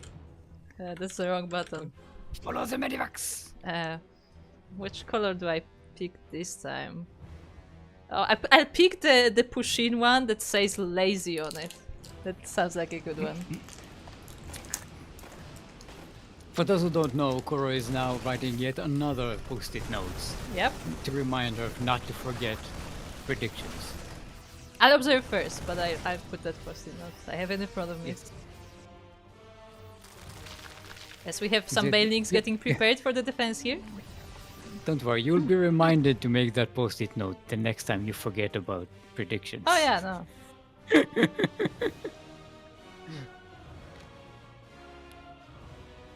Alright, so Düsseldorf is coming in around, not quite getting in there at the front, but clearing out some creep, which is always a good thing to do against a Zerg. Painting speed still far away from being done here. Yeah, it's not out of the way. Yeah, with the wins! I was butt clenching. I was like, bit, is there a lair? but But no, there is a lair. So the bending speed has just not started, as it looks like Soothsayer has other plans. yeah, we're going to go with Hydrolysis. Oh, there's the main speed. I think Soothsayer may have just maybe just delayed a little bit to get the gas for the Hydrolysis then. Maybe, but I mean, that bending speed would definitely be useful for this defense, but nonetheless, it looks like it's enough to keep the Terran at bay. At the same time, he does scout the third base. Bye, Zergling. Bye, little Zergling. Okay, I'm just gonna park here. Where's my pen? Okay. This is my punishment. I will not forget predictions. I will not. This is like a Bart Pretty Simpson, like writing on the chalkboard.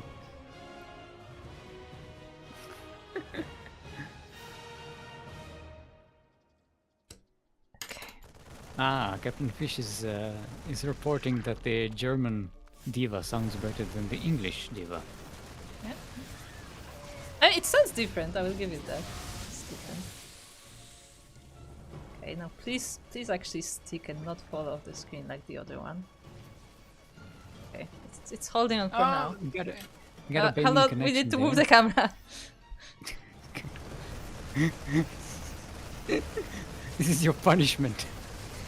It's the multitasking. Ooh, this one medivac is very yes. close to going down. At the same time, we have another force on the east side, but the Hydras are also there to defend. Düsseldorf is trying to multi-prong, but Soothsayer is so far pretty well organized in these defenses on different sides. Did a good job of rebuilding all those creep tumors so that the army could stay mobile. And yeah, it pushes away the Terran's attack so far. This really hasn't done much.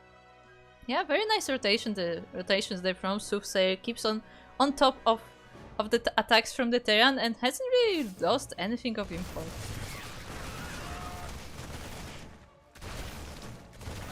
I'm wondering, well, Düsseldorf in the meantime is taking a third base, and now I think setting up a fourth, flying into position there.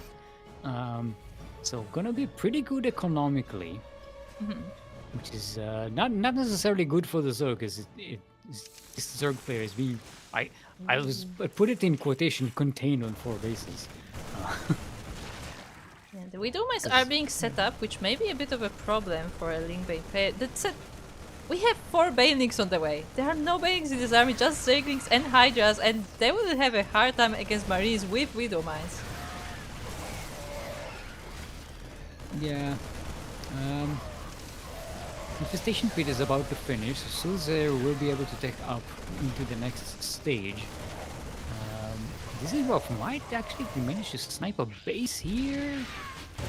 No, I'm gonna have to back away. These medivacs are too low on health. Yeah, there was also some damage. There was also some friendly fire from the Widowmice, and I think they actually were the ones who finished off like the chunk of the army. Yeah. Damn Widowmines. Also, Captain Fish wants to see how Yaku reads. Oh no. Commando Central. You do not want to see Yaku or hear Yaku speak German. I will give you that.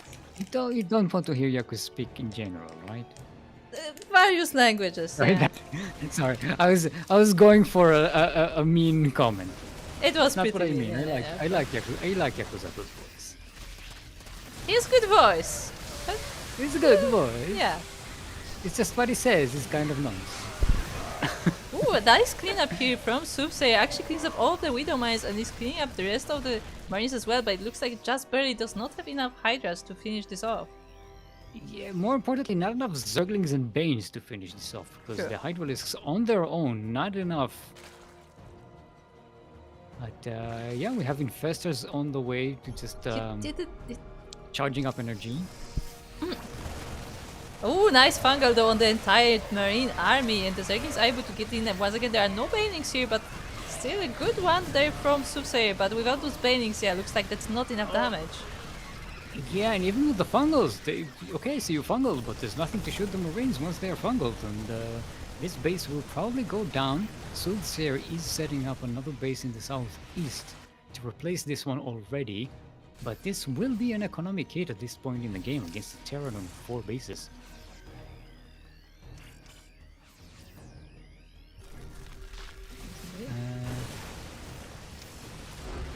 Yeah, Oh, GG's there we go, code. GG's code. Dizzy will take it, as Soothsayer just does not have the numbers to continue this defense. But yeah, I feel like really it was the banings. It was a very good defense by Soothsayer, but just losing too many Banes and Zerglings there, and just the Terran just has just enough to keep the push going. Yeah. It was very, very, very close there.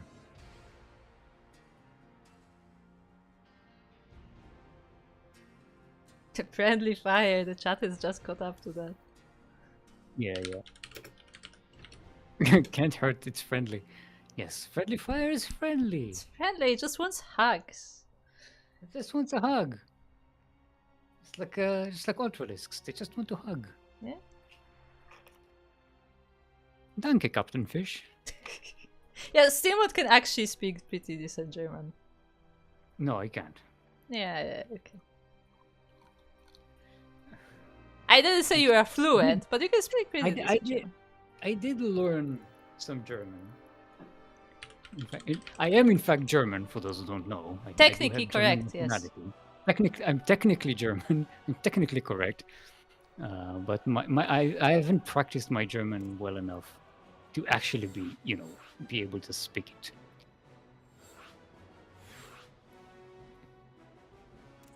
My whole experience with German is 6 years of school, except it's like 3 years twice, because each time I started from the beginning. So you should know the beginning very well. Yeah, but Good just thing. the beginning. Yeah. Actually, my brother has been going really hard on getting fluent in German. That's He's nice. getting way better at it. I need to keep up. Are you like both on Duolingo, like matching scores? I don't. Duolingo doesn't really do it for me. Like all this, like learning on the phone. It's. I tried. There was another app before Duolingo. I don't remember its name. Yeah, But I used some actually, I think flashcards before. I think my German teacher actually recommended that I use that that app, which was, by the way, was 20 years ago. Just in case you need a timeline.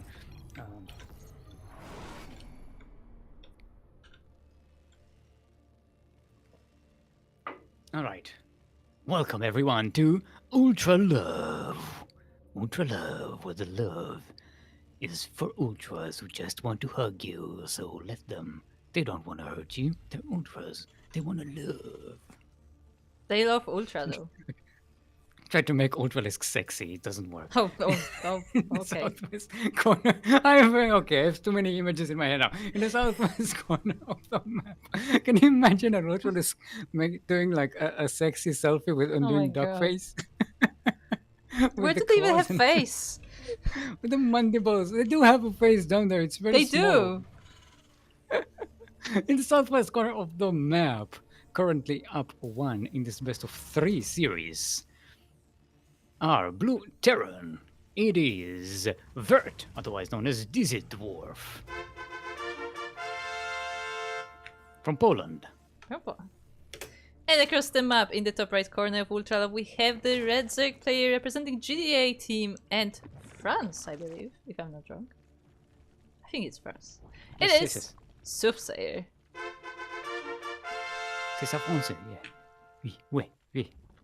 It's like very soothing. It's the soothsayer. Fun fact, I also studied French a little bit in high school. There you go. So I did. Let's count the languages that I've learned. Well, I'm fluent in Hebrew and English. I've learned Arabic. I've learned German, French, Yiddish, Finnish, and Korean. That's like the 8 that I learned. I also did a little bit of Spanish, but I did that on my own. Like I didn't have any formal teaching, so I'm kind of garbage at it. No, for formal, I only did English and German. It was the only formal education I had. I tried Hungarian for a little while when I had a few friends from Hungary, and I had actually someone to speak Hungarian too. It's a different language. Let's put it at that. Yes, it's actually pretty. I've been told it's somewhat close to Finnish in some ways. Yeah, because I mean they're related. I don't think they share a lot of words, but like the languages themselves are related. But yeah, so that was what I actually like learned. I tried Korean for a while, it didn't exactly work. But I keep coming back to Korean now and then. And Hangul is pretty easy to learn. Like the writing, yes, the letters, mostly. The letters. But yeah, but the actual grammar is a little more difficult, and vocabulary is very difficult. See, it's not even as much that, it's more that like I need a good source to learn, and like I've been looking for a good source that I can get and time and stuff, because the book that I got is not ideal, and it also uses like the old transcription for whatever reason, and it's like there's a lot of issues there. Yeah, I found a teacher, like a Korean teacher, who like gave like private tutoring. So I had that for a while. Oh, why is everything freezing? Hello? Hello? Did I just break your screen share? No, I think your stream, or maybe this was just on Discord. Everything just went. Blah, blah, blah, blah. But I didn't crash. My No, it's it's not still me. going. It's still going. I can see it. It's still going. I'm here. We good. But yeah, we have a fusion core on the way from DC Dwarf. Yes. And there's an overload coming, and it will just barely scout it, I think. Yeah, it just barely sees it. It hath been scouted, but we have stupid units on the way. We have 1 starport, right? Yeah, 1 starport. Yay! We're not going crazy. Battle cruiser! Yay! Well, this is the one matchup where I don't consider battle cruisers to be stupid. They're actually pretty good. If you control them right and you don't lose them, and your enemy doesn't know what to do about them, they're actually pretty decent. They can actually win you a game. Yeah, and also, I don't think DC Dwarf is like committing to battle cruisers. I think it will be like 1 battle cruiser, maybe 2, that will be just like mostly for harassing. And there's like no spores, no nothing in the bases. Yeah. I mean, usually you want the multi-prong, right, with the battle cruiser. You want the battle cruiser to keep the Zerg busy. Yeah. While the Hellions come in and actually do the death kill, burn stuff, right? I'm getting distracted by this map. It's really weird. There's like a black hole in the back there. Yeah. It's just like strange winds in the middle, like energy winds. It's what? It's ultra low. It's ultra low. It's very ultra. It's just like particles here. Yeah, there you go. It's like a particle river. Yeah. It's the love that's like particleized, and it's like flowing through all life. I'm sure ultra love is a reference to something, but I just don't know to what. It's probably an anime or something, or some K-pop song, right? Oh no, is there a Nightwish song called Ultra Love that I don't know about? This is not a Mara's map. I'm pretty sure it's not a Mara's. Maybe it is. No, I don't think it's Mara's. It is kind of the Mars style, right? I don't think so. See, She does have that like well, decorative. I'm actually gonna look that up, but I don't think this is a Mars map. But if it was a Mars map, we'd have more details, right? No, Like more the details on creator map. of the map is Tactical Fluke. Okay, I like the term tactical fluke. I think we should apply it more in casting. It's a good one. Well, this was a tactical fluke. Alright, so Battlecruiser comes in, distracts the Zerg. The Hellions are not going in though, so this is not likely to do much damage on its own. Yeah, the Hellions are kind of waiting for their signal. It looks like the BC is focusing on that third base. And now that the Hellions move in, there's a lot of Lingbane here prepared. Yeah. Soothsayer defending pretty well. I think this is more on Dizzy Dwarf, just kind of fumbling the multi-prong here. Yeah, I feel like a little bit. because he is amassing the units back at home, and I'm a bit confused why they were not part of the attack together with the BC. I guess he is going for that now, but no, he's still just amassing more army. Also, Captain Fish is asking if we have 2 Baning Nests. Do we? We do. We do. Just for safety, you know? Yeah, I mean, if one gets sniped, you still have the other one. Just thinking ahead. Thonking. Okay. Thonking with Banings. Yeah, speed and speed. Yeah. You research faster. Yeah, they will actually be more speedy. I'm sure that's how it works. Right, we have more roaches, some roaches on the way, and roach speed is about to finish. Their upgrades aren't really as good as the melee upgrades, though. And looks like this dwarf is trying to hide this in this choke point. Some nice spinning explosions, but they don't connect with all that much. I mean, Yeah, and this is light mech, so Yeah. Baning's not exactly as effective as, say, against Marines. This battle cruiser is barely operational. by the way, this is the knife Ooh, butter. Did you just see? Look at the lightning at the back. Yeah. This is really cool. It is really cool. Like Ultra Love is really genuinely interesting. I like this map. Whoa! Do you see the battle cruiser with the red glow and there's like, Yeah. ooh, it's like a Star Trek type thing, you know, from one of the movies or something. You see, Very this is why. cinematic. Look, I may not have the best expertise in the bases and the strategies, but I really enjoyed the design of the maps visually. A lot of them are really interesting. Myself as well. All right. Soothsayer is pushing out, but this is a light mech conversation. These roaches are not exactly going to be as effective here against so many cyclones. With the laser eyes and the what's the latest upgrade that they got with the thing? I don't remember. Light explained to me that something happened with the cyclones. Yeah, but they reverted it back, so it's back to the old cyclones. The old, Okay. new, old cyclone. All right, you said that they had no cooldown on the or a very slow cooldown on the lock-on, Yeah.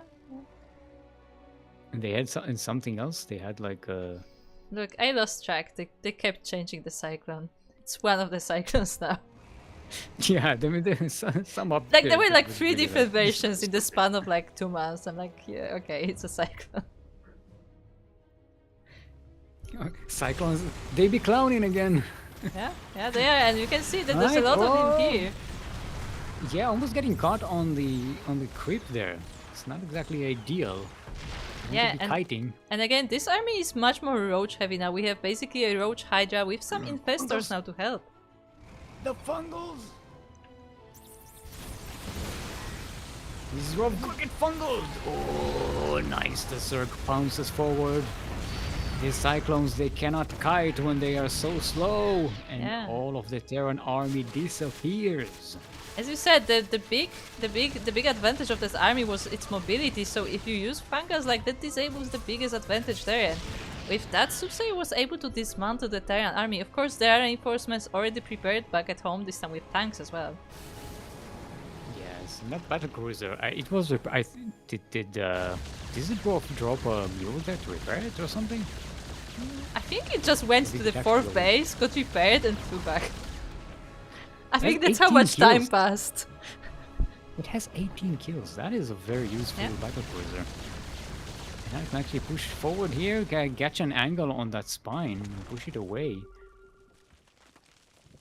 The Hydras will Oh, try to Robert. deal with that threat, but again, like this BC will just keep diving into the dead zone behind the bases as Dizzy Dwarf is preparing. Ooh, hold How on! dead is this zone though? Look, it's flying So towards close. the nothingness. So close! It's going to. Oh, it's just about the Hydralisk. Oh, that was so close. It had 8 health points. Yep, 8 health points left. I think this one shot, no? Ooh. For a Hydralisk with upgrades, I think so, yes.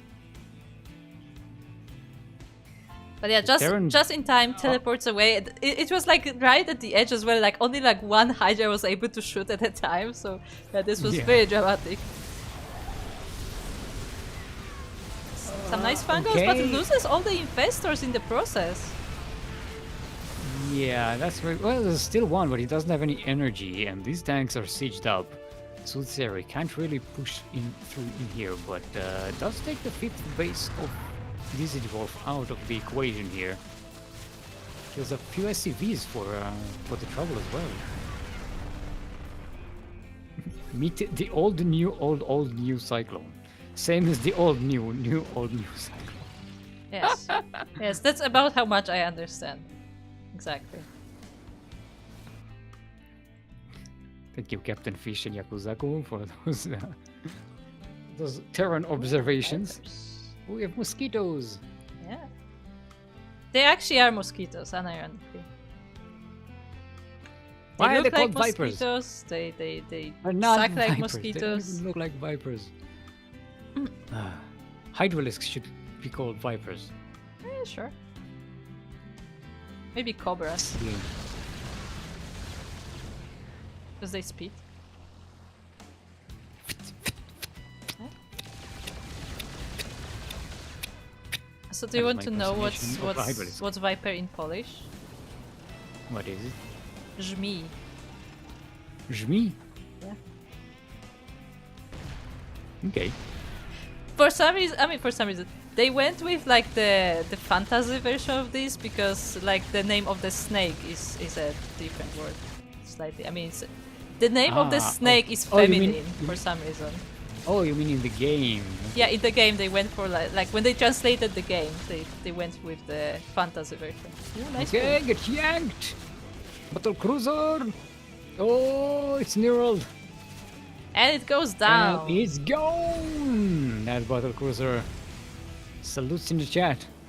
That was a hero one. Yeah, it was a pretty Also, good one. I like that this is rough. Only made one of them. Alright, blinding clouds are covering all of these tanks, and the Zerg Yeah. army surrounds the Terran. But the tanks, they're off the blinding clouds. No, more blinding clouds coming in, and all of the Terran army will disappear. this This was may be so GG right many. here. How many tanks was that? 17 tanks were in that 17 camp. tank- Like this looked like a really strong army, but with all the blinding clouds on top of them, they just went down like paper. They just went down like tanks with blinding clouds. Yeah. Sure. It's just a couple of aliens just coming in from the back. Like, nope, I'm not attacking Nope. that. Well, there are tanks and Thors to defend here, but Yeah, there's enough few blinding clouds. The Zek should be okay. The third base here the thing still is- alive somehow. Yeah, the thing is that the Oh, Vipers Zerg. are already out of energy and they were not able to replenish it in the meantime, so there are no more blinding clouds really to be used. They will be having Oh, some look at God. soon, but Soothsayer overextending there. Mhm. Very unfortunate for the Zerg player, losing pretty much all of the advantage because now Dizzy Dwarf has a big mech army and Soothsayer has to rebuild all these spellcasters and have them charge their energy. Also getting a Spire and a Nidus Worm. yeah, I'm not sure if I like getting Aspire at the moment you see Thors, but hey, Yeah. it can I don't still know. help. It can still be useful. I mean, it's better than not having it, but Yeah, I mean you can use it to distract this army because while this army is very strong, it's not the most mobile, so it will take a while before it goes across like all the bases. Also, without a lot of Hellions on the ground, the locusts can of the if brood lords, for instance, can actually do a lot of damage to these Yeah. Thors. Of course, like the positioning will be very important, but it will be for both players because again, like the Terran does not have the most mobile army, so we'll have to set up in advance, and the Zerg will have to be careful. But ooh, as this is happening at the Ooh, same nice time. hit you. Yes. Nicely done there by Dizzy Dwarf. Oh, but the Zerg army is just on a march across the main Yeah. the main base What of did I Dizzy say? Dwarf. All these Thors and tanks are coming from the 4th base, as the Zerg is just in the main. Do they have a permit for this parade? What's going on? And there's a Nidus swarm to evacuate everybody once the attack is finished here. Oh, okay, taking down a lot of the production of the Terran. This is what? What? I was like, Nidus one hold died? on. I think he What? crit his own Nidus. Oh no. I think so too as well. Does it Like- have a? They look at the kill thing. If it's not in the kill list. No. Oh, Yeah, no, it was it was a There's a second- self-inflicted wound. Soothsayer! again. Soothsayer, calm I down! Soothsayer, those are your Soothsayer- Niduses! Calm down, Soothsayer! I think it's just a moving Yeah. his units to the Nidus. I think he's like stutter stepping and like didn't quite look at what he was clicking. And yeah, the Hydras won't be able to go back. It's such a genius move, but doesn't work because of the micro. Okay, the Neurals are still here for the thing is. Yeah, I mean the Neurals Infestors, will that's the name. help, but yeah, they're only for But there's so nothing long. to kill the Thors. This is a very scrappy game. Soothsayer, that was a serious fumble with the Nidus. I think this was one of these moments where like, oh, like this is going really well, and like you get kind of like just distracted. Excited. Yeah, but like Yeah. you kind of stop paying attention as much because like the adrenaline is going up, and yeah, this mistake might have cost quite a lot for Soothsayer. I mean, look at the minimap. The Mm-hmm. base for Dizzy Dwarf just doesn't exist anymore. It's gone. It's on the production. Everything is gone. Now, Dizzy Dwarf is rebuilding 7 factories at the moment. And Soothsayer gives Dizzy Dwarf enough time to rebuild. Then Soothsayer is in a lot of trouble because losing a lot on these 2 attacks and it's not getting enough done. The Terran should be dead now after these kinds of attacks by the Zerg. I If mean, it's not. I will say Terrans are the masters of like bunkering up and surviving. But yeah, like that Yeah, this could have went much Terran- better. Terran should not have survived it. This is what I call what was it? A tactical fluke. Yes. Uh-huh. It's a tactical fluke. I like this continued harassment here, just taking care of the supply Yes. depots. That might actually buy Soothsayer a lot of Yeah, grace. because Dizzy Dwarf is actually not maxed on supply right now, so this does hurt. Yeah.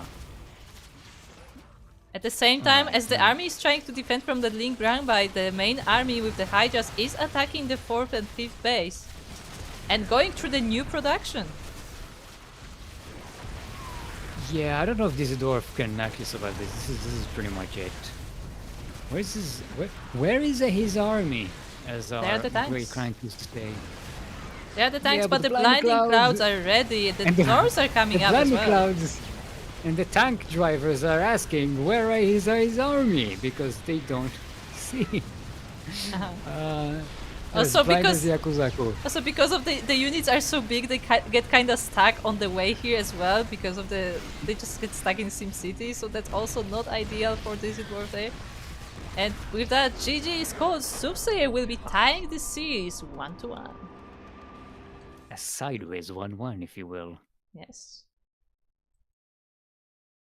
That was a very scrappy game. So, there were some very good moves by both players. yeah. But that fumble of the Nidus was twice is bad. Again, That's I something I to say understand, reasonable. like as someone who also started Steps Hydras, I totally understand how that could happen. But yeah, very unfortunate. But the idea itself was really clever because No, you know, I love the idea. yeah, because like I love the idea. Soothsayer did not have a huge army, especially against like this bulky mech, but was able to get into base and basically was just doing as much damage as possible before the army gets there. So like having that Nidus for the retreat was a really nice move. Yeah, and it almost worked, but losing that third one and then just losing the entire army, that was the big fumble. But yeah, taking care of all that Terran production for a mech player, that should have been like the death blow. But it took a while. It took a while, but it ended up being a death blow, nonetheless. It was just delayed a little bit. Oh, we're going on ley lines. I've never actually casted ley lines. Oh yeah, I forgot that you like didn't cast at all on the previous map pool. Yes.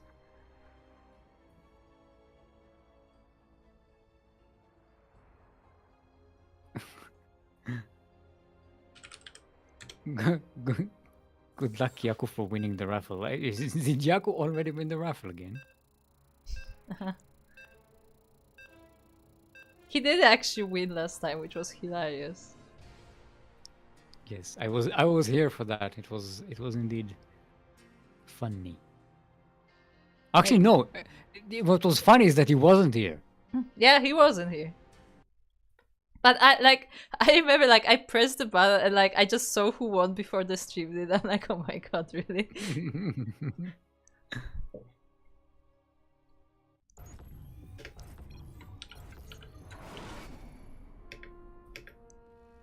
Okay, so everyone. we are in game number ahead. 3. Would you like to introduce us, Steve? I'm pouring myself some tea. Okay, so we are on ley lines. Welcome to ley lines, where in the bottom left corner of the map we have our blue Terran player representing Devoid or Devil's Void. As I was informed in the chat, apparently Devil's Void is the old name of the clan, but look, I've seen both being used, so sure, it may be Devoid then, and Poland as well, of course. It is Dizzy Dwarf.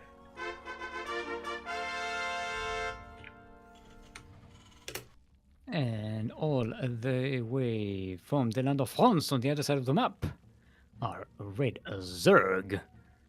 Currently sideways 1-1 in the series, it is the Soothsayer.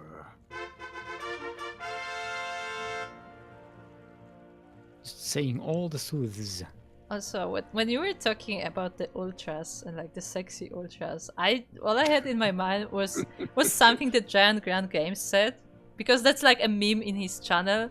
Because I don't remember exactly what the origin was, but he was once saying that like people kept asking him like who like the best female character is and like who's like the most sexy and stuff. And one time he just, I don't know, he was like, basically got fed up with the gesture, so I don't know, but he responded that his favorite female character of StarCraft is Zagara because she has legs for days. It's not wrong. Yeah. Also a very thick cake butt. Yeah. So that has become the meme of the Giant Gun Games channel, that Zagara is the most attractive female character of StarCraft. Look, beauty is in the eye of the beholder. Yeah. Or the observer, if you will. Eh? Get it? Because it's StarCraft. What if it's an overseer? And you also critique the maps for their beauty, so it's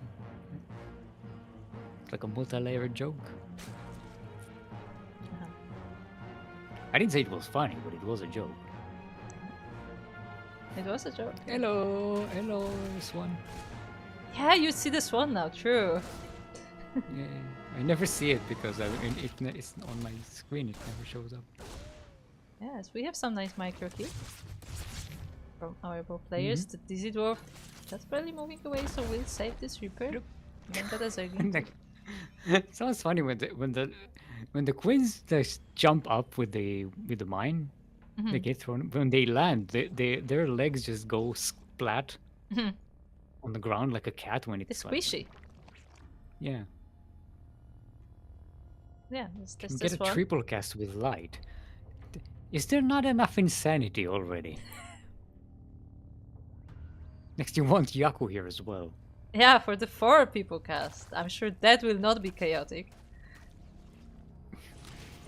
We could do one of those, like one of those party games where each one says one word in a sentence. Oh no, that would not go well. No, it Oh would not. no. Reaper finally gets Well, it that. would be awful to listen to. No, but I would say because trio casts are a thing in general, like they used to be a thing, especially like in the Korean broadcast, you would have triple casts, but they are very difficult to manage like on stream because it's, you know, when you have 2 people, you have a conversation between 2 people and more or less people know when they can speak. When you have 3 people, it's chaotic. People always know when to speak. Uh-huh. We never interrupt each other. Not at all. We always speak. Never at all. In It's always- turns. Yeah, we yeah, never we don't speak speak over over each each other. other because Just- that would be always, weird. you know Like exactly nobody when would to speak know and what when we're not to speak, saying, and give right? the other caster the time to say what they need to say. Very respectful. No, I was like, you can do TriCast, but You it can. has to be a different format. You can't have this like sleek, you know, No, announcer type thing going you on. It can. has to be more casual. It works in like Home Story Cup. They usually have 3 people True, on the but couch, right? I wouldn't I don't even know say if True that was because there in no.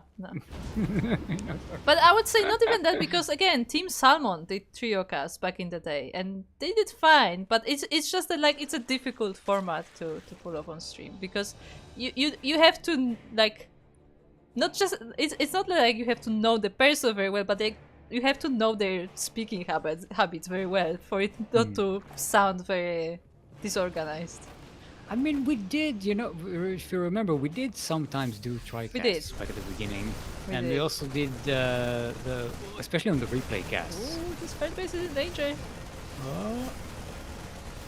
If it is, it's actually going to go down. Oh, Yeah, okay. catch transfuse there, but the army just loads up and goes straight into the main base. Yeah, but the Ducklings will catch it here before it can actually reach anything. But it is doing a lot of harassment. Not necessarily damage, but value in terms of distracting the Zerg player and messing yeah. up their game. Sick, how do you like this environment? Have some I now? don't, the lava and the green trees and everything doesn't quite sit well with me.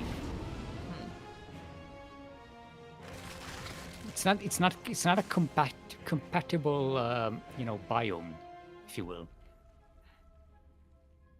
Unless the trees are like on fire and there's like a volcano that just erupted or something. Oh, we got legs. Legs for days, like Zagara. Yes.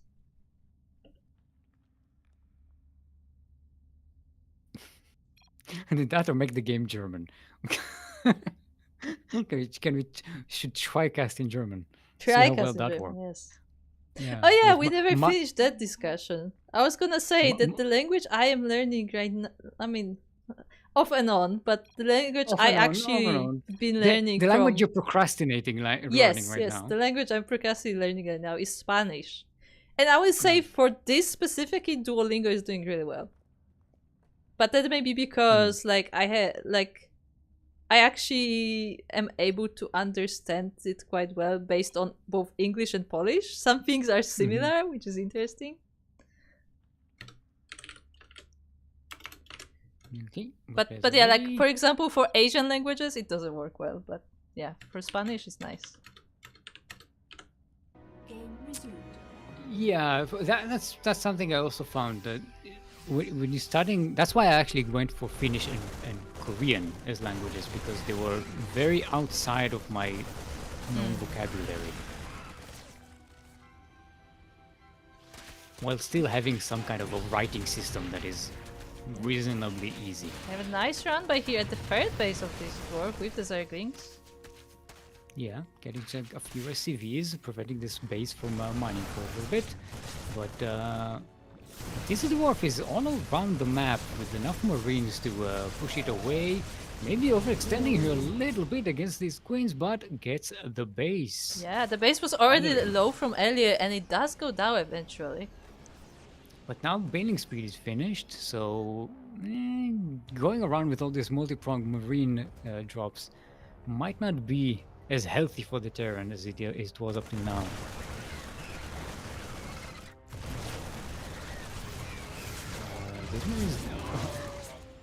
This dwarf doesn't have a medivac at home, and all of these marines are very oversteamed. This medivac is so low as well.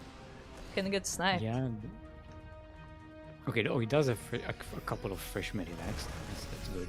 And he immediately steams again, so Yep. this poor marines, the worst healthcare in the Koprolu sector.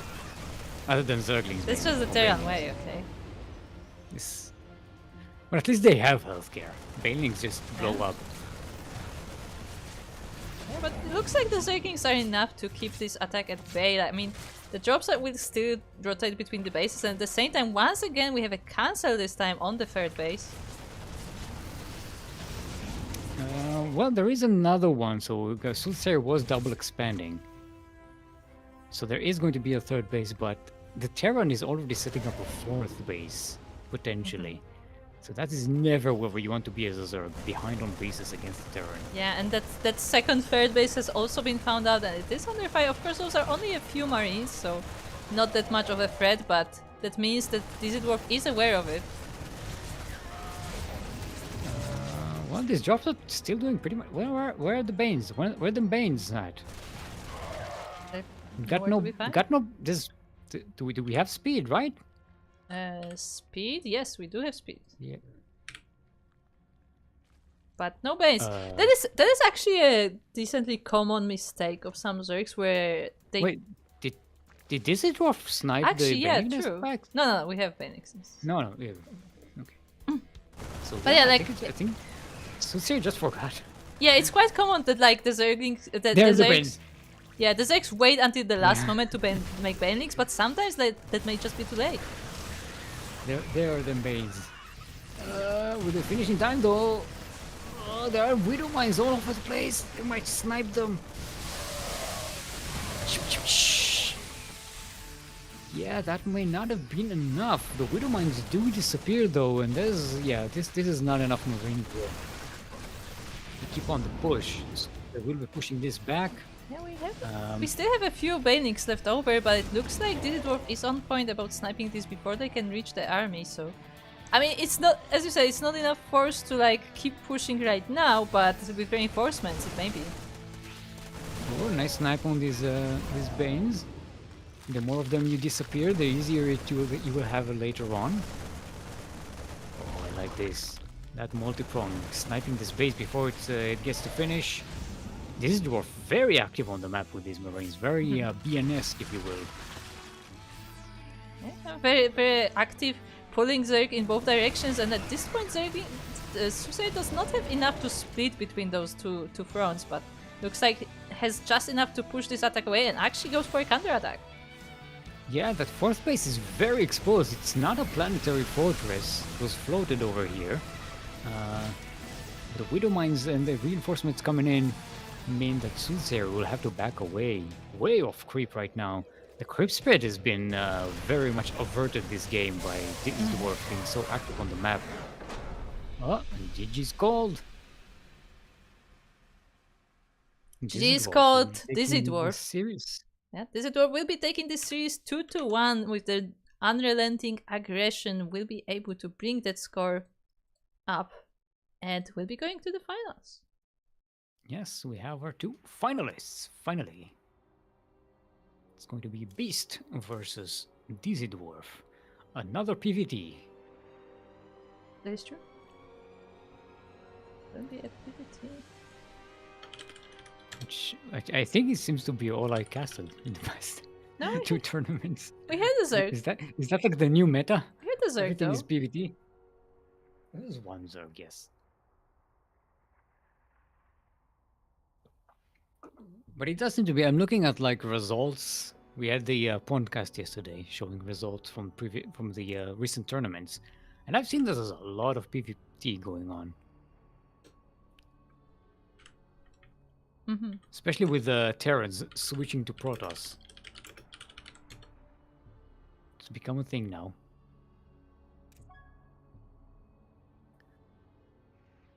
I'm like trying to do like 10 things at once. This is fine. It's okay. You can just do one. One thing such as the raffle, which we will be doing before the final match.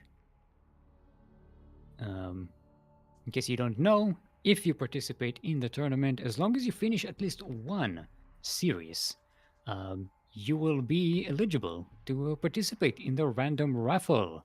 The prize for which is $5 US, and anyone is eligible as long as you finished your series, at least one series. Doesn't matter if you won or lost, as long as you finished it, you are eligible. So just if you know, as long as you participate in the tournament, you might actually win something. So say it's beneficial. It's very worth it. Just ask Yakuzaku, who was the previous winner. True.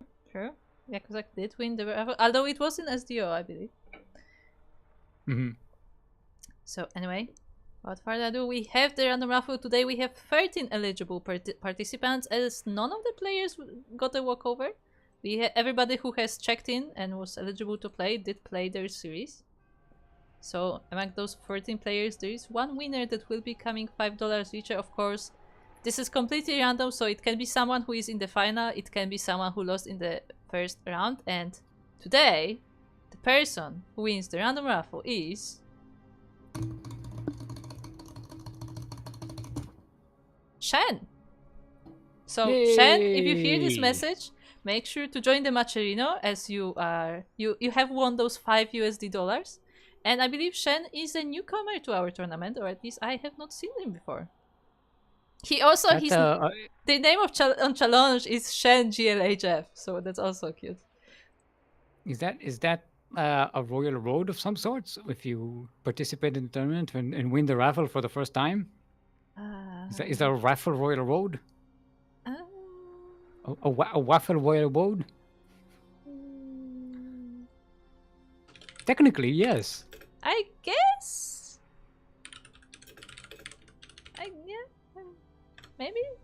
Yes. No. Maybe. So Captain Fish is explaining why the banelings were delayed. It's because Soothsayer didn't have 2 baneling nests. Yes. So the banelings were slower. I mean, it is a thing if you remember in the Red Alert, the Command & Conquer series. If you had 2 bases, like production facilities for a unit, it actually made the unit produce faster. So it was actually beneficial to build multiple buildings of a certain for a certain unit. Doesn't work in StarCraft though.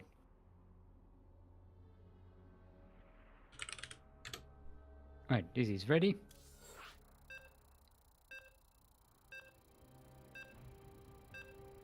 And we are going into the final match of today's Master Swan Open, turn number 90. Starting up on Amygdala, which I also have never seen before, or casted before.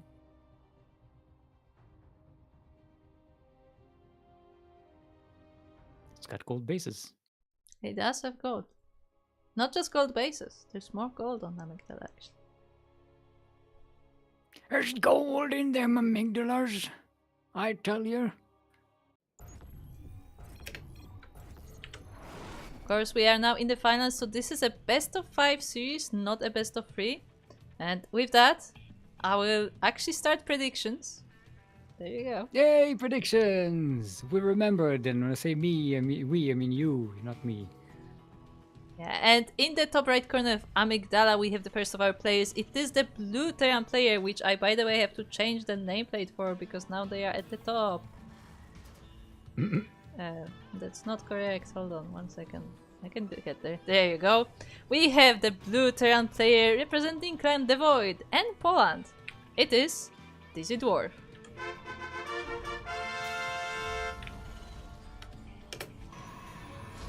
And in the southwest corner of the map, all the way from the land of Austria, it is our red Protoss. Give it up for the Beast.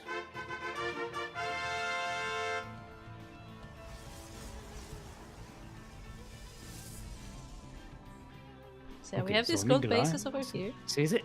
It's like a wall. It's a gold wall. It's a golden. It's a golden wall. That's from the map. Golden wall, right? Is it like a Mengs Oh, it's a advertisement? poster. It's a Mengs poster. Yeah. There's a Arcturus Mengs, Mengs, protector of the people. There you go. Yeah, there's some Mengs stands in the map creation community. To be fair, it could be something else when the map was created and was then adapted for ladder. That has happened before.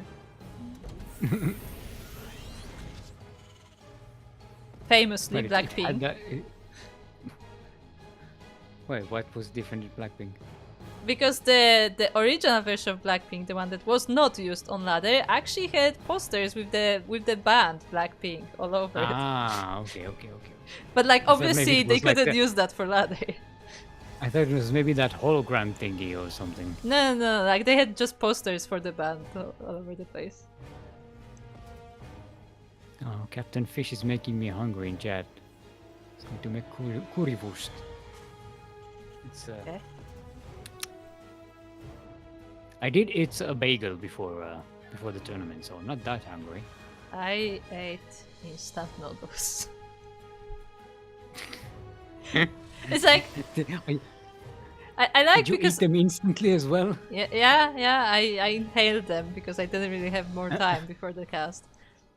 But I like it, especially when I was talking to some people like, yeah, tournament day means I'm getting like a pizza or something. I'm like, I get noodles. That's all I get nothing. I get yogurt.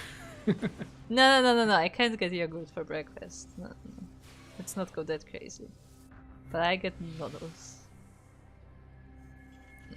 Did you slurp them like an anime character? No, because I actually break them to make them shorter because it would be too messy. I do that now and then, but not when I'm like supposed to eat fast in front of my PC. That would be. Oh wait! Oh right, danger. This map has the tentacly thingies, the worm. It does. It does. They look like earthworms. They do, and they scare me when I see them like in the corner of my eye. All right. This is Dwarf coming in with 2 Helios, 3 Reapers. Want to be able to do some damage here. Catch 5 probes, maybe even a Stalker? No, good protection, good microbite beast. And it gets pushed away. Base does have a robotics facility about to finish. Blink is on its way. Oh, some joking there. Does Dwarf manage to sneak back in? Almost. Very close though. Yeah, Beast was on top of that, but like it was very close where Dizzy Dwarf was waiting for the right moment to sneak right back in, but it looks like Beast was just in vision of that. And yeah, no sneaking will be happening. No, there's a Cyclone coming out for Dizzy Dwarf and a tank. And you're going for, ooh, Cyclone Marine Drop. That'll be fun. Let's see if Beast is actually preparing for this. With the Blink Stalkers, this might not actually get much done. Oh, catches the Reapers out on the map. Dizzy Dwarf was not paying attention, but this is actually working in Dizzy Dwarf's favor. Yeah, in a way it is, because all these stalkers are busy with the units all across the map. Meanwhile, the drop is about to go into the main base. Yeah, it's going to see everything. There's one pylon powering everything here. I mean, the shield battery will help the probes, so they're fine at least. Yeah, and so far nothing dead. But the shield battery is depleted, and now the damage will start accumulating. But Dizzy Dwarf will back away. No, go away. You have to be a little farther for the stalker not to shoot you. Actually, oh no! Can you? Uh-oh. I don't think this is Dead Space, actually. What the fuck is this? Yep. You cannot escape. That was a bit of a Who shame. created this Who map? created this map? Oh no. The Terrans. The Terrans are already upset. The salt. The sodium. Get toast probably. Your daily dose. But speaking of the map, I like that at the background you have like this planet. I see the background somewhere. You have glimpses of the planet with like cities and Ah. everything. It's really cool. It's cool.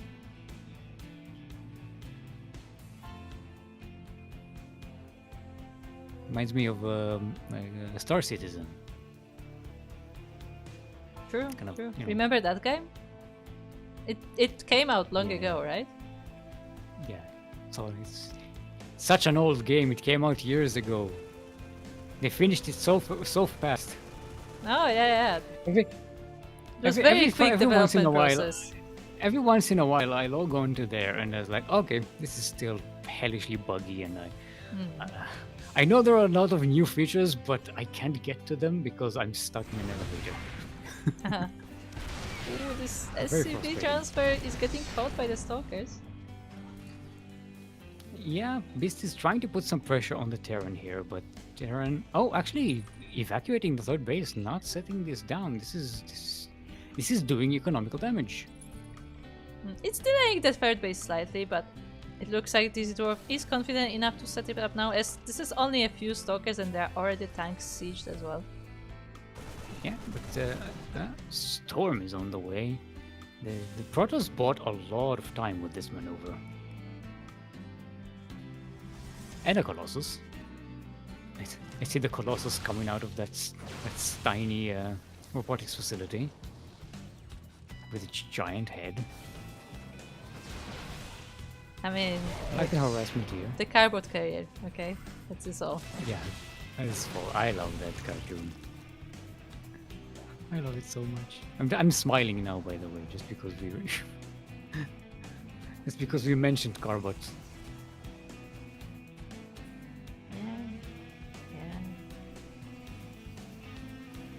Yeah. And fourth base for Beast, and the Terran does set up a third, but kind of contained. Well, not contained here, but doesn't want to break out just yet.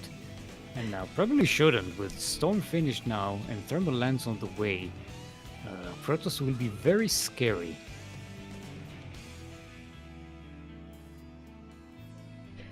I will not be able to shake that image away where Captain Fish compares Terrans to a Karen. I want to speak to the manager. Excuse me. This map does not have the No. qualifications to be in the map pool. Excuse me. I specifically asked for room behind the main base to hide my medivac. How do you expect me to play the game? A safe space for my medivacs. I specifically asked for that. I called ahead and everything. My units need the best they can get, okay? I will not agree to anything less. I will not agree to anything less. Oh yes, the Colossus Alright. skin. We have two Colossi, we have a bunch of High Templars, a lot of charge lots, and we have a Disruptor as well coming in. This is a very optional. Hold on. Where is This is it? a Protoss army with options. It finished. Yeah, there we. Oh, it's a defense. It's a defensive disruptor, yeah. Oh, I like this little run by to distract the Terran army while our Protoss goes into the third base. Doesn't storm the SCVs. Okay, now that the SCVs are being stormed, as they are in the center there. Priority and CVs do go Yeah. down as this entire Terran army has to rotate now, but this Protoss is actually Did- kinda in did the EMP danger. go down? Did the EMP go down because they were all out of shields and the Templars were out of energy. Yeah, the MP just hit the High Templars as well, and yeah, they're all out of energy and they're a bit slower than the army, so they are actually left behind. Oh, the Vikings are taking care of the Colossi. Beast is running back home, hoping to mount a defense right here. One item per Dizzy survive. How much does Dizzy Dwarf have enough to actually push here? Maybe. Depends. There are a lot of zealots in this army which are not ideal against the bio. Took a big disruptor shot into the bio units there. There are no tanks to back this up, but the Vikings are taking care of the Colossi. The disruptor goes down, the Templars are out of energy, and the Protoss army disappears. The Vikings land to deal with the rest of the Stalkers, and with that, GG is called. Dizzy Dwarf will be taking game number 1. Very, very nicely done. I was very scared of that Protoss army, but yeah, Dizzy Dwarf. Dizzy Dwarf was not. Yeah, he was not. Abyssal? We have Abyssal No. Reef in the map pool? We actually don't. It's on the ladder. It's on the ladder, but we're not using it. What? Stick, where have you been? Did you not hear? I was not here for 2.5 years. No, I was not. In fact, I was speaking to Light when we were casting STC, and I couldn't remember if I actually casted an Abyssal Reef, and I completely forgot that I had a song for it as well. You did. Not only did I remember the Yar Har Fiddle Dee. That is actually one of the first clips on the channel. Yeah, it's one of the first dumb, stupid memes I came up with.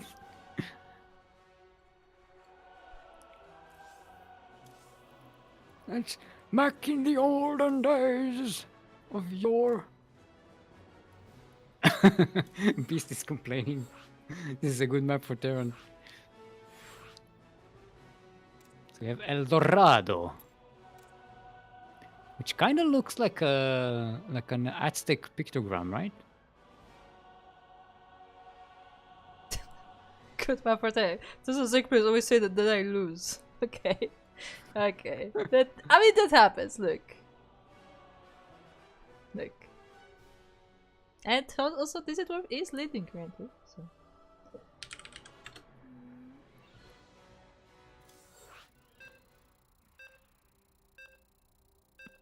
It kinda looks like a faceless map on the minimap. Like a what? It looks like a robot face. Like one of those icons for like the Decepticons or you know, Autobots. A little bit. A little bit. Or no, it looks like a Master Chief helmet. Actually. Yeah, that's more of that, yeah. Yeah, I can see that.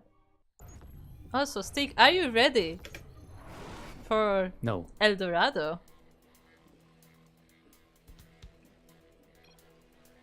Is that a reference to something? No, but this is a very, very interesting map. Okay. As we are currently on the left side of the map where we have the first of our players, it is the blue Terran player representing the Void and Poland. It is Dizzy Dwarf.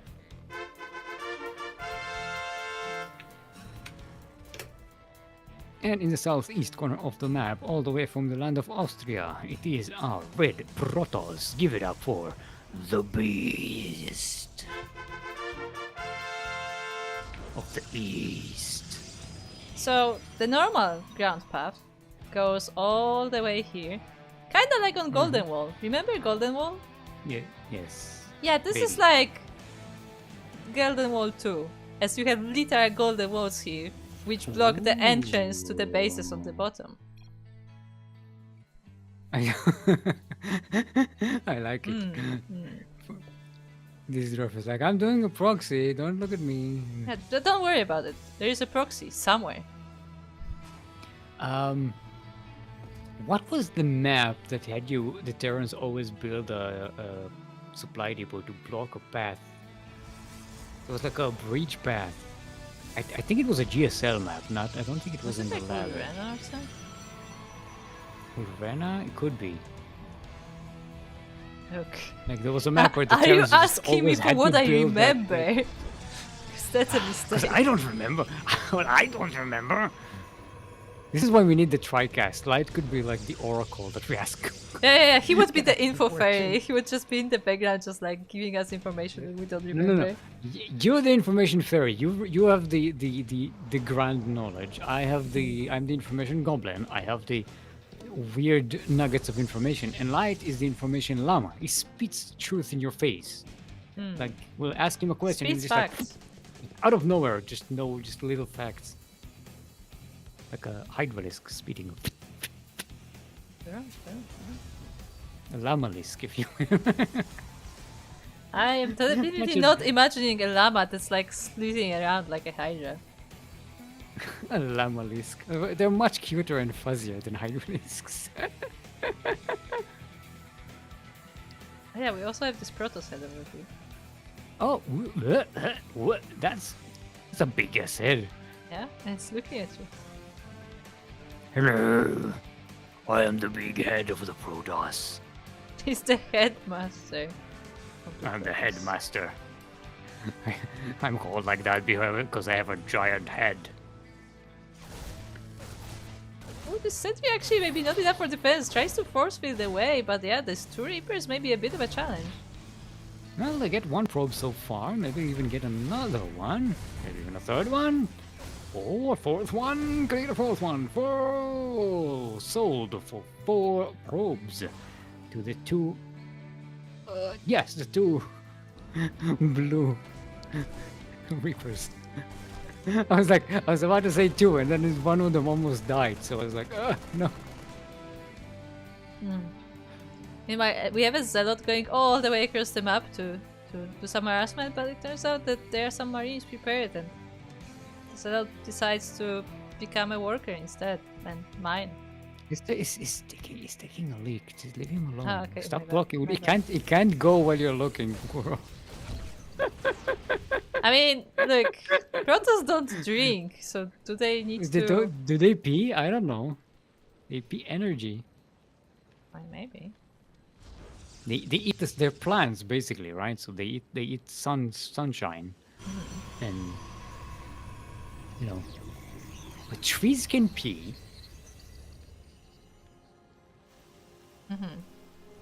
Do Protoss bloom? The real question. Maybe. I mean, we still don't know after all these games how they even reproduce, right? Yeah, we don't. Like how? Explain, Protoss. Explain. I mean, we tried to ask Blizzard and they didn't have an answer, so...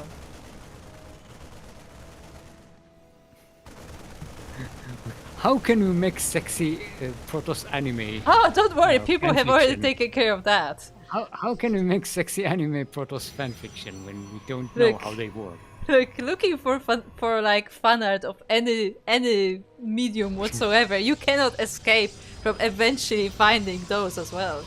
It's Rule 34, you know. Yeah. If it exists, there's porn of it. Yeah. I have seen plenty of like comic strips with the lines the likes of, "Is that a pylon in your pocket or are you happy to see me?" Yeah, that did see that. Cannot unsee it anymore. Okay, I've had way too many jokes and they're not appropriate, so Yeah. I'm going to skip this, if you don't mind. All right, this is Worf trying to open up the path here to get that 3rd base, but Beast is setting up an ambush with these stalkers.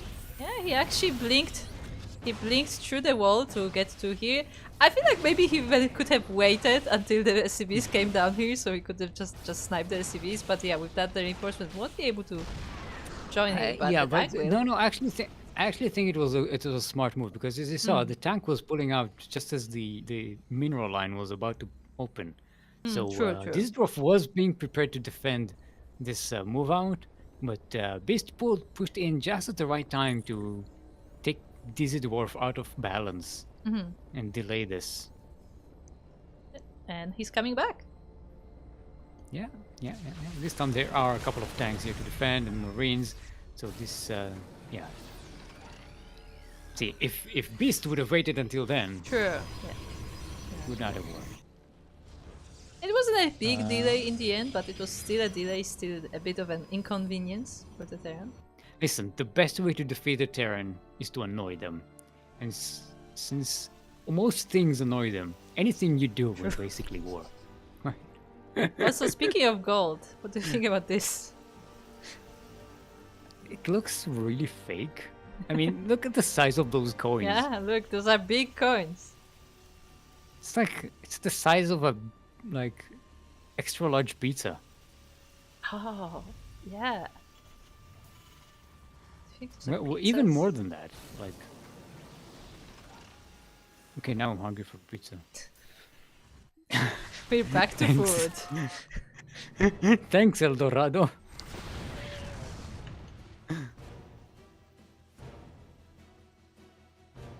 They Right, bloom when I throw an so- EMP.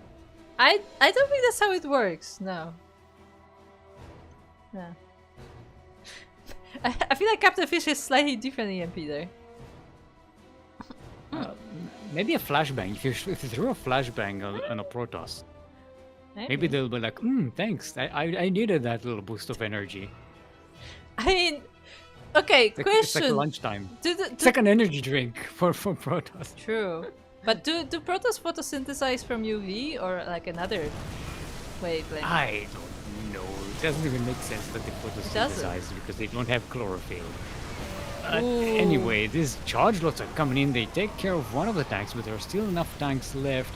Oh, there's a recall, but there's only saves one Colossus. This was not a good attack for Beast.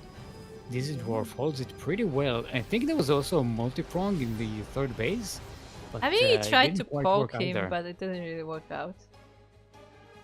Well, Storm is on the way, so maybe the next attack will be a little bit easier.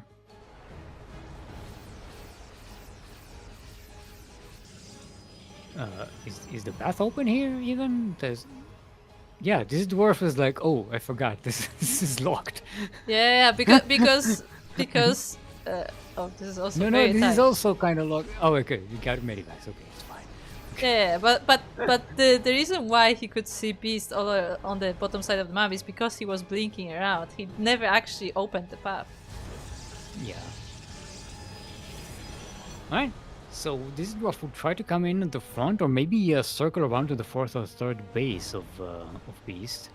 Got the ghosts at the front, ready to EMP. Ooh, and they make it a good one here, as the entire army is crammed up in one place. They can get rid of the storms.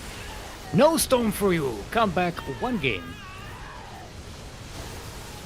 Yes, nice snipe on these High Templars. There's a fresh one here though. Gets a couple of good storms.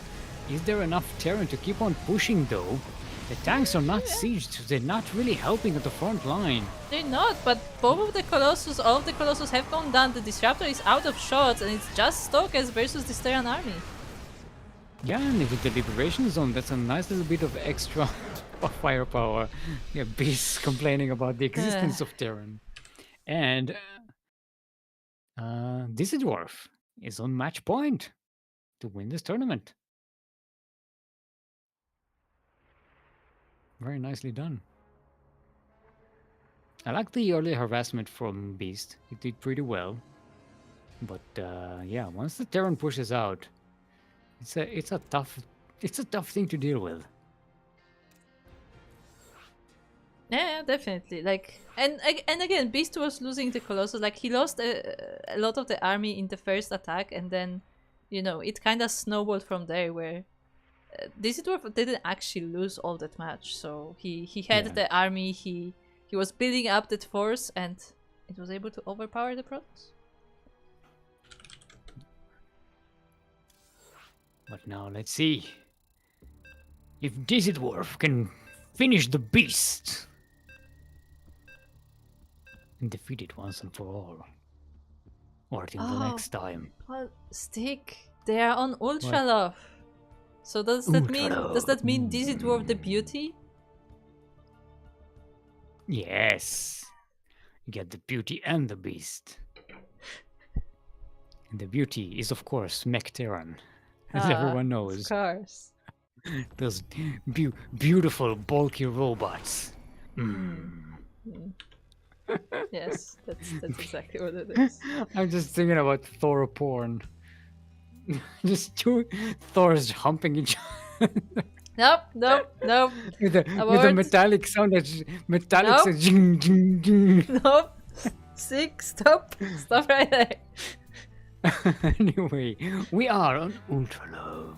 Ultralove, the loveliest map of all the maps where Ultralisks go to love. We're in the northeast corner of the map, all the way from the land of Poland. Currently on match point to win this entire tournament. In this best of 5 match, give it up for our blue Proto. No, Terran. Sorry, brain farted a little bit there. It is Dizzy Dwarf. Made me dizzy.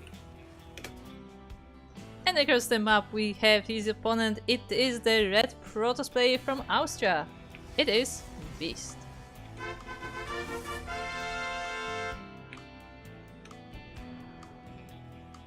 It looks like Dizzy Dwarf did get to speak to the manager and get good maps. I guess so. Oh. Looks trying to keep the Karen joke going. I don't. It's fine. I mean, Beast was the one picking the map, so. Yeah, that's why it confused me as well, and I sort of tapered out.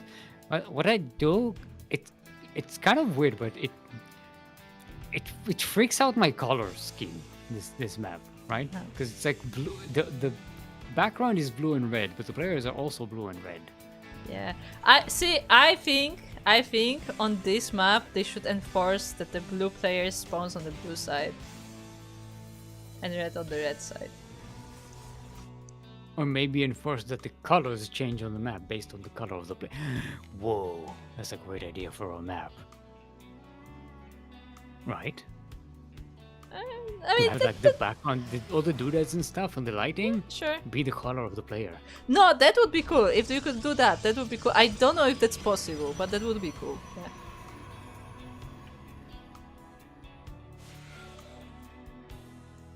Shouldn't be possible. Hey, what's this Swan? How are you doing? I was trying to do a Swan voice. I forgot how they sound. I mean, they mute. They are?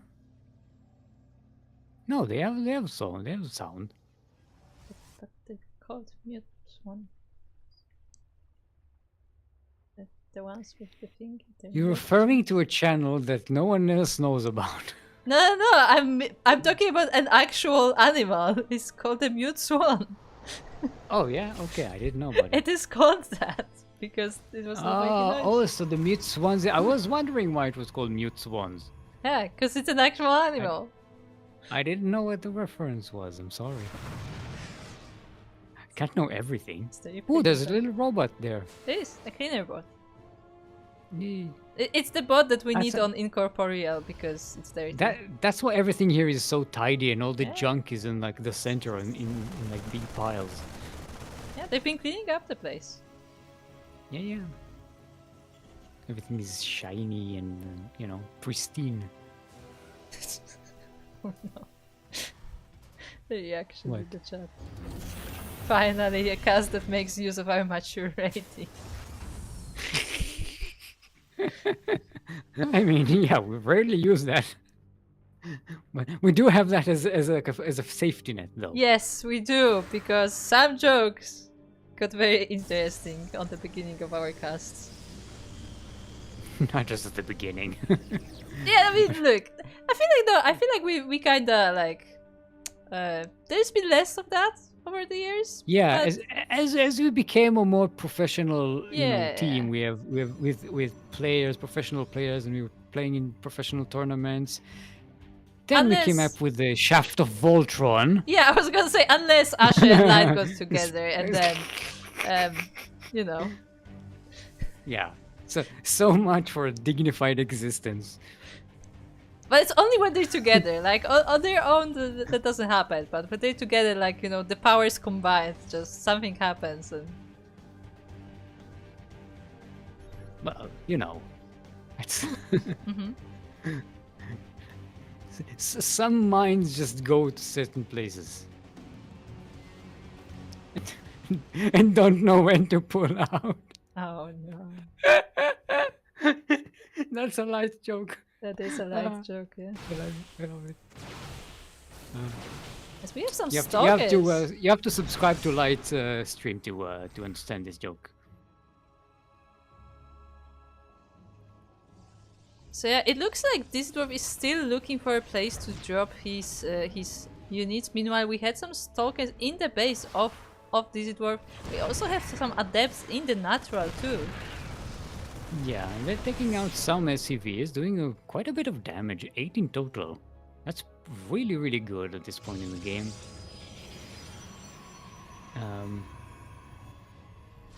You have the robotics bay on the way. I didn't intend this to rhyme, but I can do it on a dime. I mean, it has been a long time.